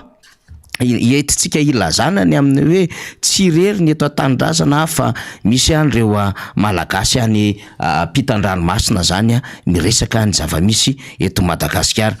zay ny amin'iny resaka iny fa hiditra amina lafin-javatra anankiray tsika zay somary manahirana ihany rina ny amin'ny hoe misy zany zavatra efa ndraindray ohatrany tsy normal mihitsy ny zava-misy eto Madagasikara zany ary lasatry ny mahazo vana zany lay paipaikady politika zay efa misy eo amin'ny endriny maro hetina hanapitehana fomba fanaovana politika ary hiatrehana ny lafim-pifidianana ho avy iny ny zava-misy tany ampitan-dranomasina nataon'ny diaspora fa amintsika miteny zao zany dia ny zava-misy eo anivon'ny commune urbaine Antananarivo dia mampanabe ny any Rina Rabe Mananjara inona ty tsika tenena zany ty tsika tenena amin'izany dia hoe samba ny teo anatrehan'ny tantara nisy hoe lahadinika efa tsy lany teo anivon'ny mpanolontsaina ny tanàna ary victoire écrasante mihitsy raha ohatra zay ny resahantsika azy nandritry ny latsabaty natao 7 amin'ny 4 mpanolontsaina no nanda ny fomba fampiasana an'ilay taxi moto ho Antananarivo renivohitra dia izao ndray amin'ny alalan'ny adevitra samihafa dia hoverenana entina eo anivon'ny mpanolotsaina ny tanàn'Antananarivo indray zany adevitra zany zany tena mahagaga mihitsy zany Rina Rabe Mananjara zany hoe raha fijery an'izay zany de hoe azo atao daholo zany mieritreritra hoe lahadinika rehetra zay efa nandalo teo anivon'ny mpanolotsaina ny tanàna de azo avadika ho ady hevitra vaovao aty aoriana ka entina mitsofoka indray ka na de efa tsy neken'ny mpanolotsaina maro anisy ary 740 de verenana alanina indray zany satria inona le antony ny antony tsotra misy an'le taxe civile zay miaraka ny Clémence aty ambadika aty manelingelina n'lay mpitatana ny tanàna Antananarivo ka mba ahafahana ve manao acharnement manao manipulation politique ary mijery amin'ilay hoavy politique amin'ny endriky ny fifidianana aorianao ka manelingelina lay taxe civile de kitihana indray aty ambadika le taxi moto tena hafahafa l'izy Rina Rabe Mananjara tena gaitsika mieritreritra hoe fa tena misy pahalalana ve tena misy olona mandinika tsara ve eto ny am'izany hoe lalàna efa tsy lany zany tampoka ho averina de zao zany fanahitsika de hoe satria misy mpanolotsaina hitondra moa le izy eo anivon'ny tanàn'Antananarivo ora zany mety ho toy ihany io zany zao de mety ho lany tampoka indray zany io satria matoa averina le adevitra misy cause miainga zany any ambadika any mibazy tsy maintsy misy adevitra politika foana mibaziny zany adevitra zany ny faharoa tsy maintsy misy objectif politika ao ambadika io zany zavatra manahirana ao anatin'izao raharaha zao ry Clémence moa efa nanelingelina hatramin'izay efa nanelingelina zay le niteneniko Clémence ane hoe intsivony torina zany anisan'ny anatin'le lalan'le tolona daholo zany mety misy olona ny ainy ohatran'izany du jamais vu hoe olona anankiray ny torina intsivy amin'ny fomba filazany zava-misy ao anatin'le tanàn'Antananarivo sy amin'ny fiainan'ny firenena amin'ny ankapobeny fa du jamais vu ihany koa lalàna tsy lany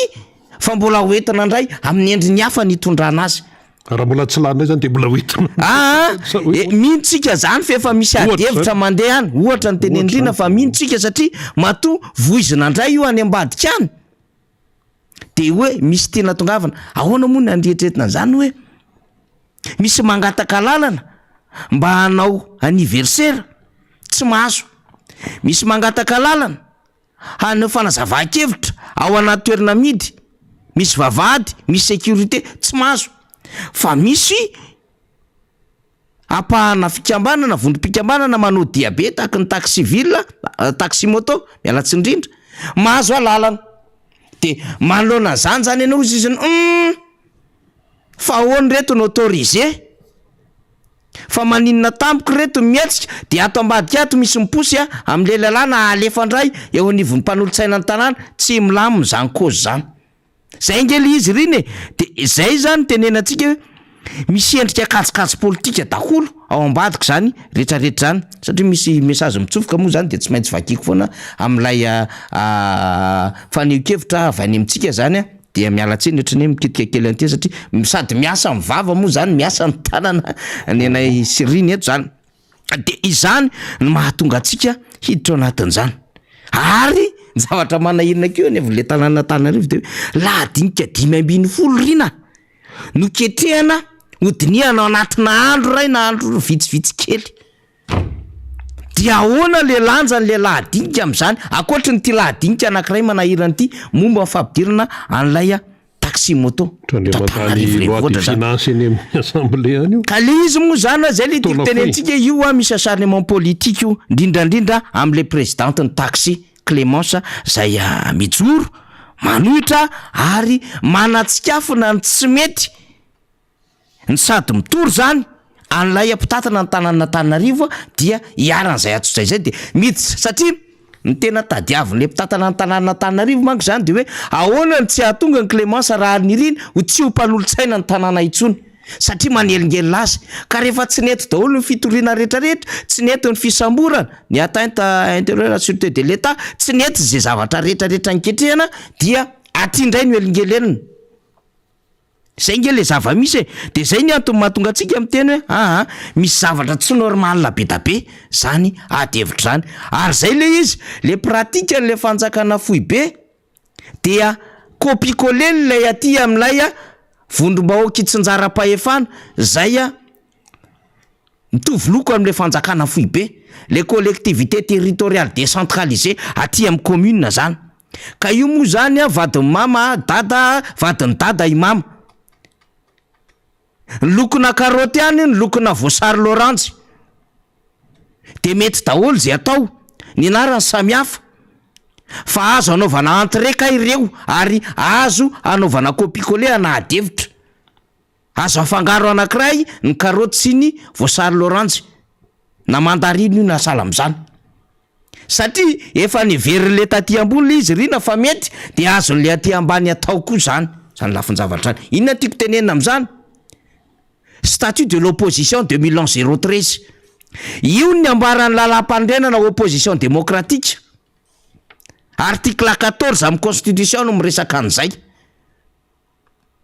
Décret d'application sisa nandrasana an'le fitondram-panjakana ho avoakana fa tsy nentina avoakana fa nitaingaina ny loi 2021 indray 06 le izy.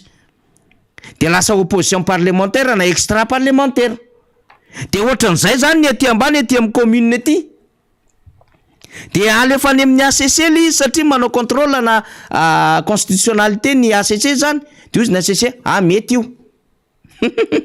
Hafahafa. De ohatran'izay koa le aty ambany. Efa tsy lany le lalàna de entina amin'ny endriny zavatra hafa kely fotsiny le izy somary ngitena de nalamina de hafandray no mitondra lizy mpanolo-tsaina hafandray no mitondra lizy riny. Hafahafa le fanjakana. Fa taxi moa zany de hoe zay tsy lefitra zay ijoro ny vahiny teto amintsika teto Clémence ny resaka an'izay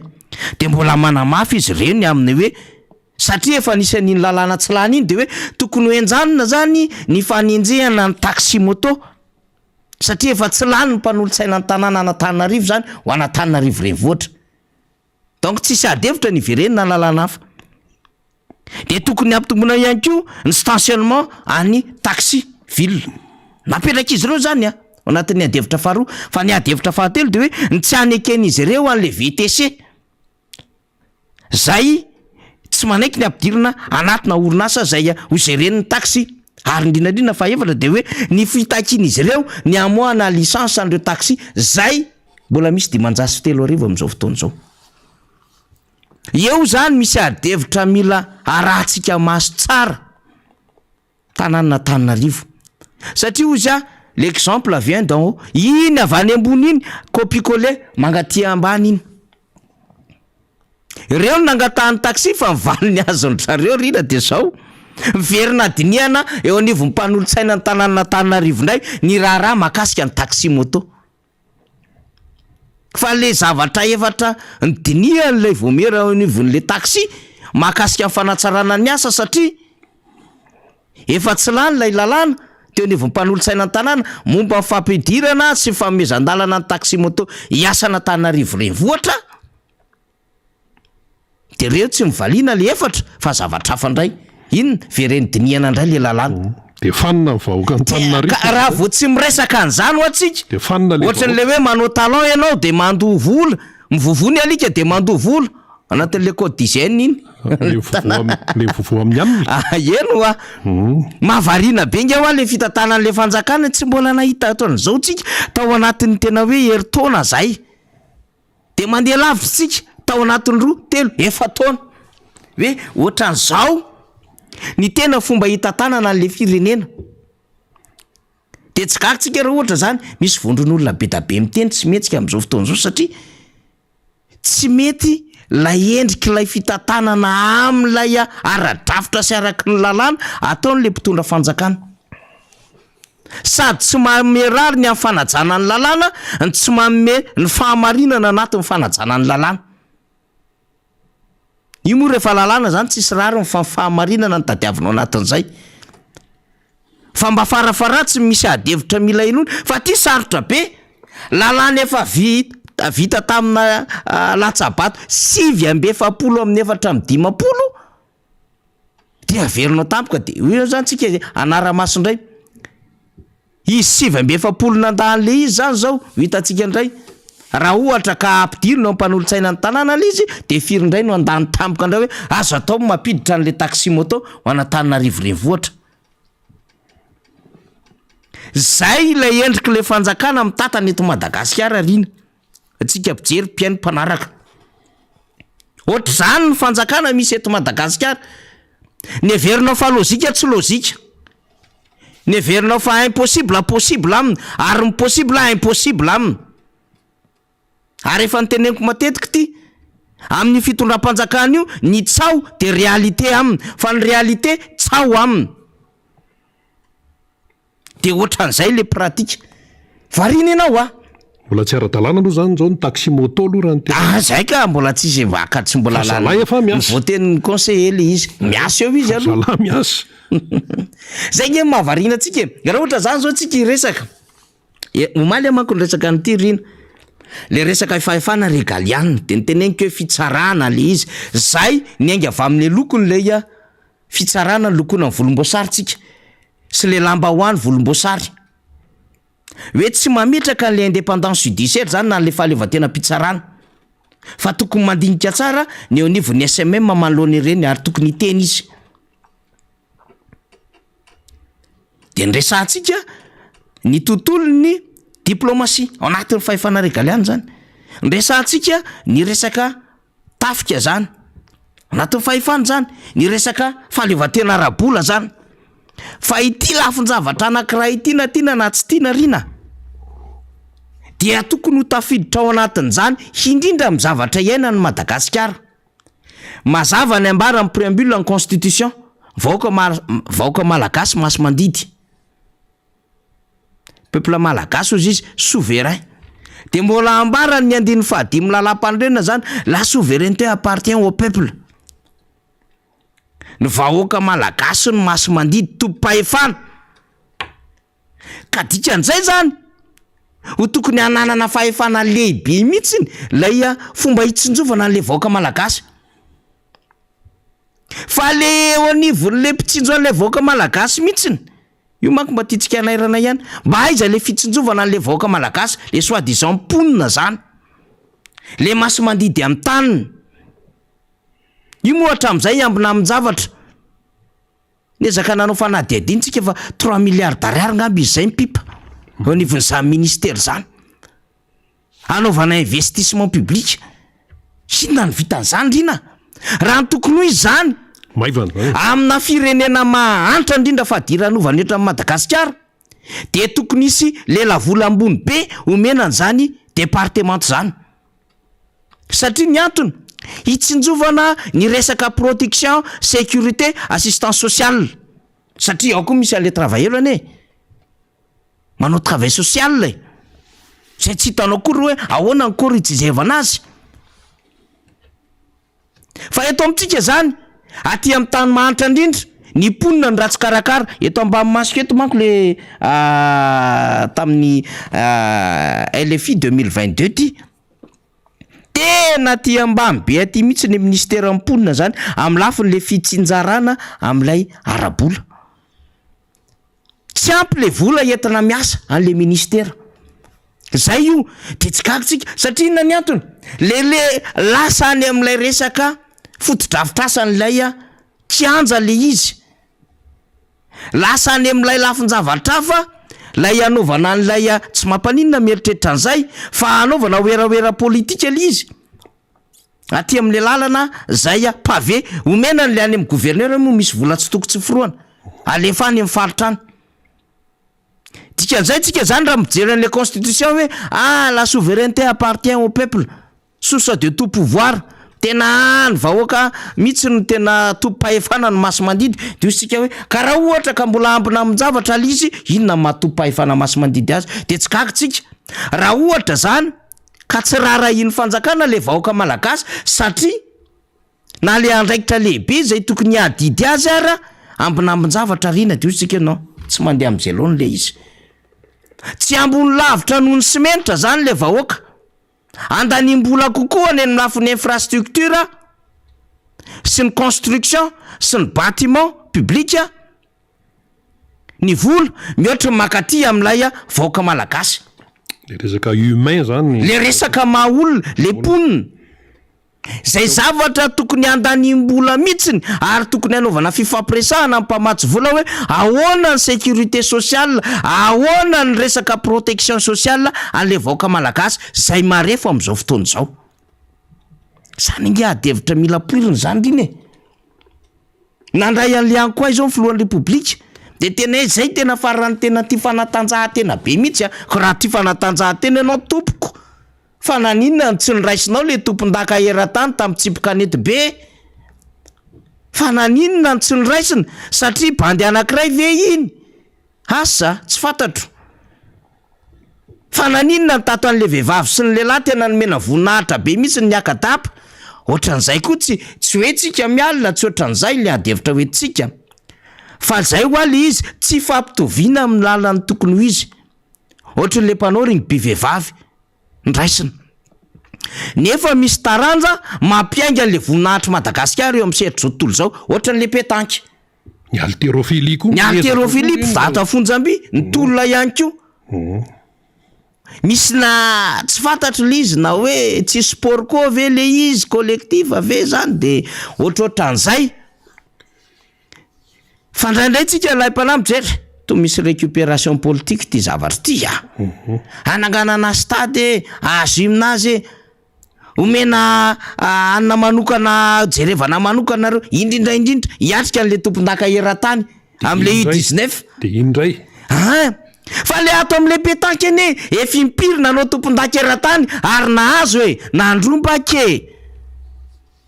le efa eo zany tokony tazomitsika tsara kolokoloina ny tsy apidina Madagasikara any am'lay compétition mondiale internationale. Le nahazotsika le hoe tompon-daka eran-tany matetitetika tsika de tsy rarahinao le izy ny député Rastan tsara io pétanque io fa atsy ianao satria ianao misy folona vahoaka be ve mijery zay ho amivadika amina calcul politique foana ny ataon'le fitondram-panjakana.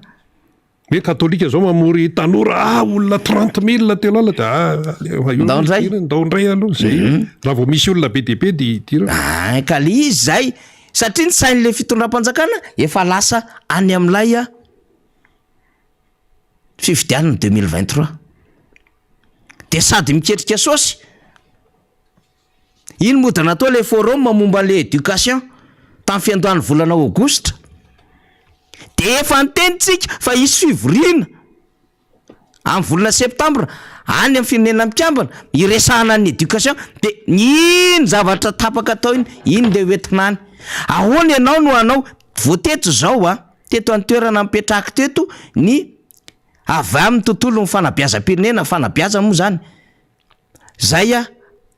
setra tsy miankina ny fanjakana ny teny mihitsy fa tena potika izy tsy mety be da be ny zavatra mahamenatra be da be ny zavatra hijaliana de ahoana ny amahana an'izany ao anatin'ny roa andro de iny ianao de hitondra hoe ity ny anay ny fomba ahafahana manatsara satria signature-na engagement inona zay moa lasa aloha alefaso kely aty amiko fa le conseil des ministres omaly le am'le hoe fivoriana ny any ampitan-dranomasina io fa tonga de jerevako aingakaingana ato de hitatsika ato le izy fa ay io tonga de hitatsika zay tsy ela amina zavatra ohatran'izany io le izy nakatoavin'ny filakevitry ministra ny fanasana ny foloan'ny repoblika Madagasikara andray anjara amin'ny fionana tapiny momba ny fanavaozana ny fampivoarana ny fanabeazana amin'ny ankapobeny manerina izao tontolo zao zay atao a New York ny États-Unis ny 16, 17 ary 19 septambra 2022 mandritra izany fionana antapony zany de isy ny fanambarana ny déclaration nationale d'engagement de Madagasikara hafahafa fa le mpampianatra tsy mandray vacation reny tsisy an'izany any ianao ny andeha hiazakazaka hoe déclaration nationale d'engagement de Madagasikara mikasika izany fanabeazana zany efa vacation raha tsy voaloha vacation tsy voaloha nietsy am'lay tafiditra anatin'ny pépinière ny université ny le tenivon'ny fanabeazana ny budget autonome zao mba antaniko fina problème an'lay eny anivon'ny université satria manana ny autonomie financière an'ireo amin'ny hoe budget autonome azy de nalefa taiza le vola apetratsika daholo mifantanina maninona tsy voalongo karama teo aloha teo inona ny problème amin'ny bourse amin'izao fotoana izao na hatramin'ny manday Resaka formation an'ny mpampianatra, ny recrutement, ny resaka rentrée zay lazaina fa gratuit. validation na diplôme. Valida zany mbola problème be zany ataony ministère ny fanabeazam-pirenena sy ministère ny fampianarana ambony io. De ho any ianao inona moa zany le ataonao any hoe déclaration nationale d'engagement de Madagascar. Iangazé amin'iny ianao, eto ary ianao tsy mahavita manao engagement andoha vola. Ho an'ny mpampianatra FRAM, subvention na non sub sy ny fonctionnaire. Raha mba afaka miteny amin'ny tribune Nations Unies hoe mpampianatra zavatra avy zay sasy autre chose. Ary misy nge mpampianatra mampalahelo hoe na mpianatra 10 taona, 7 20 taona teo anatin'izany tontolo fampianarana zany FRAM fa tsy voaray io mpiasam-panjakana. Misy efa maty. Misy efa maty. Mody tsisy mpikarakara. Any amin'ny tafika moa zany le resaka hoe mody io zany moa zany le hoe tsy le avancement. Hoe tokony mandeha général de anna de mody colonel ra ihany, mody ohatran'izao, le mody zany le misotro ronono. Misy 10-20 taona fa tsisy firarahina le izy. De ndeha hanao déclaration nationale d'engagement ahoana ianao? Satria ve mety isindray fa matsimbola ho azo amin'ity lafin-javatra ty, de tsy mazaka mare fofombola, tsy maintsy eo foana mielonelony eo. De zay ny entintsika tena ty fanjakana ty zany a, de fanjakana ohatry ny tsaiko a, ohatry ny petatoko zany. Efa tapitra ve ny mandanao tsisy afa-tsy ray taona mahery volana 3 angamba sisa rabe indrindra de any ianao vao hanao présentation officielle amin'ny PEM. Nefa ianao nilaza fa io ny lalana ivoahan'i Madagasikara ao anatin'ny fahantrano, initiative émergence Madagasikara, nivadika ho plan émergence Madagasikara. Dikan'izay nandeha anjambany ianao zany tao anatin'ny 3 taona mahery volana maromaro riny. Teo zany la hoe aiza ihany. Ko tsy vida zany nandehanana teto. Vondrona foana, baolina nona. Zay zany ny fomba nitantananao an'le firenena nandritry ny 4 taona latsaka volana vitsivitsy. Manolo se fokotany zao mamaky andray. Ka satria ny calcul 2023 oa, le calcul 2023 ny tena ambony be mihitsy amin'izy menakavy. Isaky ny mamindra ny tongotry ny sasany 2023 io a. Mihetsika ny vavana 2023 fihetsika amin'io a. Manao soliny tanana, sao de tsy gainy antsika 2023 ty raha ohatra ka mety ve ty décision raisiny ty. Championnat du monde de basket 2023 efa misy kady tsara mihitsy eo. Jeux des îles am 2023 io zao efa manahirana atsika. Ny fanamboarana ny lalana rehetra atomboka de ho tratrarina 2023 le miemi. Téléphérique koa hoe 2023 no vita. Satria zay ny azy projet. Zay le projet, zay le zavatra tiany ampitaina. Zay le maha-champion anazy zay. Le paipaikady madinidinika tsy mitondra fahombiazana fa mitarika makany an'ilay fangalam-pahefana. Efa ao anatin'le fahefana izy a, izy zany a, zay le mangala fahefana. Izy efa ao anatin'le pouvoir fa mbola tsy afa-po izy. De mbola mieritreritra handrombaka le fahefana ao anatin'le fahefana. De zay ny mahatonga ny zava-misy rehetrarehetra amin'izao fotoan'izao bloqué, mitokona, migrevy. Fa ray ihany tsy migrevy de le fanjakana ihany tsy migrevy amin'le fanjakana. Zany hoe le exécutif zany, le gouvernement sy ny présidence ihany tsy migrevy. Hoe zay a, de migrevy zay satria tsy azo ny vola anaovana an'le any ohatran'izao na tsy mahafa-po ny recette fiscale. Ietrehana ny taona hahafahanay mandony volanga. Izy sisany tsy mitokona. Fa ny rehetrarehetra mitokona. Izy ihany sisany tsy manohatra azy. Fa izy efa manohatra amin'ny mpanohitra. Fa izy tsy manohatra azy. Ary ny fanjakana ihany sisany tsy mitokona. Zany hoe le exécutif zany. Fa ny rehetrarehetra de efa menimenina daholo. Tezitra daholo. Efa raha le baolina. Efa ambony. Zay le zava-misy eto Madagasikara amin'izao fotoana itenenantsika izao. De zay fomba rehetra ahafahana ampiseho. Tonga hatrany amin'ny UNIDI, tonga hatrany amin'ny sehatra rehetrarehetra de mampitary makisala. Ianao ve hitovy an'izany? Jerevo ny lanja toe-karen'ny Senegal. Ny toerana misy any Côte d'Ivoire. Misy tsy vitivikevitra ny Côte d'Ivoire fa vitan'izy ireo miaro ny toe-karena. Vitan'izy ireo mametraka an'le ity les fondations les républiques sy le resaka unité nationale napetraka papa Houphouët-Boigny. Zao ny tondratsika an'ity Côte d'Ivoire atsika ity de manaraka ny laminy. Zay angely le zava-misy eran-tany. Fa tsy hoe ianao zany mahita ny rehetrarehetra miaingainga be io de mba te hiaingainga koa ianao. Ny olona efa lasa daholo. Zelensky zao anatin'ny ady fa vao mainka mamirapiratra mihitsy ny fitiavan-tanindrazana, mbola manana toko sy fanantenana. Fa raiky amin'ny 30 taona ny Ukraine ho maly tao anatin'ny fetin'ny fahaleovantena, embolana anetrehana ny ady tany Ukraine. Tsisy miala io izy. Tsisy miala, tsy maintsy mbola andresy zay ho Zelensky. Vao mainka na me saosy, na me vola ny Amerikana amina milliard de dollars Amerikana. Sahirana le Rusiana, le Madagasikara na tina na stina, mody tsy momban'ny azy tsy momban'le rio fa pro-russe. Fantatry ny sehatra iraisam-pirenena ane io fa pro-russe le Madagasikara e. Voafatotra tamin'ny resaka raharahara tafika. Sy izay mifamatorana nandritra ny fifidianana sy tam'ireo raharahara balitra rehetrarehetra eto Madagasikara. Fata ny sehatra iraisam-pirenena zany ary eo ambany sokan'izy ireo ny renseignement mahakasika Madagasikara. Fa ianao mody hoe alohantsika mananina aloha fa tsy maka position makatsina aro. Tsy fatany reto zany e. Izy mahatonga vodiny Europeanina tena mametraka ny tena dondatabatra io.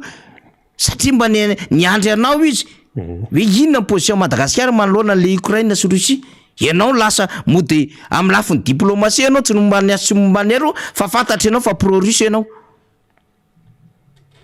Rehefa ny zavatra tany aloha tany. Zay indrindra. Mamatotra an'le firenena. Lasa misangazé an'le vahoaka malagasy. De le vahoaka malagasy no minantady kiraro ao anatiny io. Zay le izy. Nefa tsy mivahoaka malagasy no nanao an'le neutre fa safidina. De zay zany le jerevo le principe ijoroan'ny Zelensky. Iforetanay hatramin'ny farany ity. Tsy maintsy mbola tafiango zay napotika ary maripolina. Izy koa tsy mahasosy vola be. Crimée mbola tsy maintsy miverina aminay. Donetsk sy Donbass sisa tsy problème zany. Mandeha ny ady. Efa mahatratra 7 arivo sa 4 arivo miaramila maty, ny vahoaka maty sisa fa zao mbola ijoronay le izy. Mahavita mampiovitrovotra ny tontolo ara-toe-karena zao tontolo zao ny résistance ny Ukraine. De resaka céréales kely fotsiny de kofina. Ny resaka gaz miaraka ny Gazprom any Russie kofiny zao tontolo zao. Satria le résistance zay. Ka ianao tsy anana an'izany na oviana na oviana, mipoaka ny 7 février mitomany ianao, voaka teorina, tao ambadiky ny 7 février ka ondry zareo. De mitomany ianao. Malameloka tsy mety ny zavatra ataonao, nefa ka ianao miketrika ihany arak'ilay révélation nataon'ilay vidéo maro samihafa efa miparitaka any.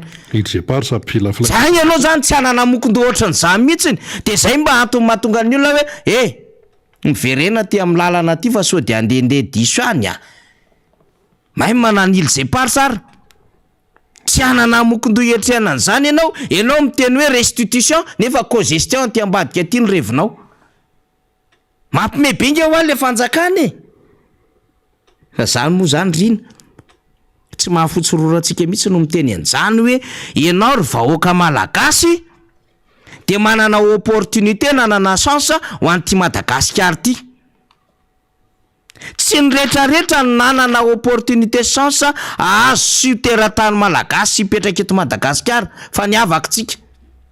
Ny tantarany rehetra pahay ara-baiboly ara-pinoana sy ny sisa de nametraka fa tanàna miavaka Madagasikara. Ao ny manasokajy fa sombony Sahedeny io, ao ny manasokajy fa misy ilany tam'ilay didy nomena ny Mosesy taty Madagasikara amin'ny alalan'ilay tanàna ny Vohimasy, Vatomasy, mialatsy indrindra. Maninona no miresaka hoe raha amin'ny misy dikany daholo zany ara-tantara. Maninona ary paster tolotra miteny hoe josy ny malagasy ohatran'izao misy dikany daholo zany ara-tantara, dikan'izay na de mbola mety tsy ho takatra ao ary zany malagasy de tiava aloha le Madagasikara, de rehefa tian'le Madagasikara ianao tia ampiray tanindrazana aminao de mijoro ianao taky ny joroany diaspora. Tsy hoe ny diaspora mihitsy zany zao no tena manao ny asanao, fa tena mandray andraikitra. Isika eto an-tanindrazana ny tena tokony tsy hitaray tanamepaka hijoro, ary tokony ho say isan'andro san'andro. Fa isika moa zany andairan'le raha matahora, le fabrication de marque an'le fanjakana, le intimidation, répression. De eo problème ny anina ny rano tadiavina rafakapitso, ok ary tsy mampaninina. De zao na le fivelomanao azagaga am'izay raha pitso rafakapitso, ahita fitondram-panjakana nanangana orinasa anondrana kitay menaka, satria na le fivelomanao raha tratrana azagaga raha hita fitondram-panjakana raha pitso sy ny olona fitondram-panjakana anondrana angivo sy ravim-bomanga, ka ianao tsy metsikako de lasany fiarinao lasany. De azagaga raha pitso rafakapitso ahita fitondram-panjakana ianao anondrana tanimanga, anaovanao briky io, esanao amin'ny taranakao, anaovanao fivelomana, ka ianao tsy metsikako. De ny olona efa voafehany daholo ny sehatra rehetra, raha jiaby aloha de ataony am'izay tiany anaovana azy. Ka na le tananao kely ampiditra an'le sotro kely any ambavanao inana ary tapy any ohatran'izao de latsaka iny. De tsy mananjo ianao inanako, ianao tsy misakafo io nefa zany ianao efa tsy afaka mampianatra ny zanakao io efa ohatr' zany de mbola tsy tonga saina ianao fozy izy ianao eny ka atao hoana araka mitovy daholo zay tonga eo nitovy tamin'iza tamin'ny andron'Andriamatoa Marc-Ravalomanina ve ohatran'izao, même tamin'ny andron'Andriamatoa Rajaonarimampianina mba tsy ohatran'izao kosa aloha ka ianao le mandromandro manandrarahana matoritoriana terakeny io vao mainka ararotin'ny olona hitsabahan'ny olona tanteraka na ny aty vilaninao de gaga mahavariana mihitsy mieritreritra an'izany, tsy mety tonga saina le olona efa mivarotra amin'ny vilaniny zao izy mba hividianany ihany nandrahoany sakafo de tsy tonga saina izy hoe raha lafiko ty vilany ty aiza nandrahoako sakafo, de hoe ohatra mbola misy ohatrin'ny kasserole kely tsotsotra zay aho, iny nefa tsy maharitra akory iny ary tsy mahavita rovina iny amin'ny andrahoana, zany hoe efa foana tanteraka le ao amin'ny eo efa zara fa misy amidy, efa mivarotra ny tena mihitsy mialatsiny mampanofa vatana ny sasany, mbola tsy tonga saina ihany zavatra tsy natokany ty nataoko ty fa eno zany ry azon-damosina, mbola mitehaka mbola mety ihany ataon'le fitondram-panjakana,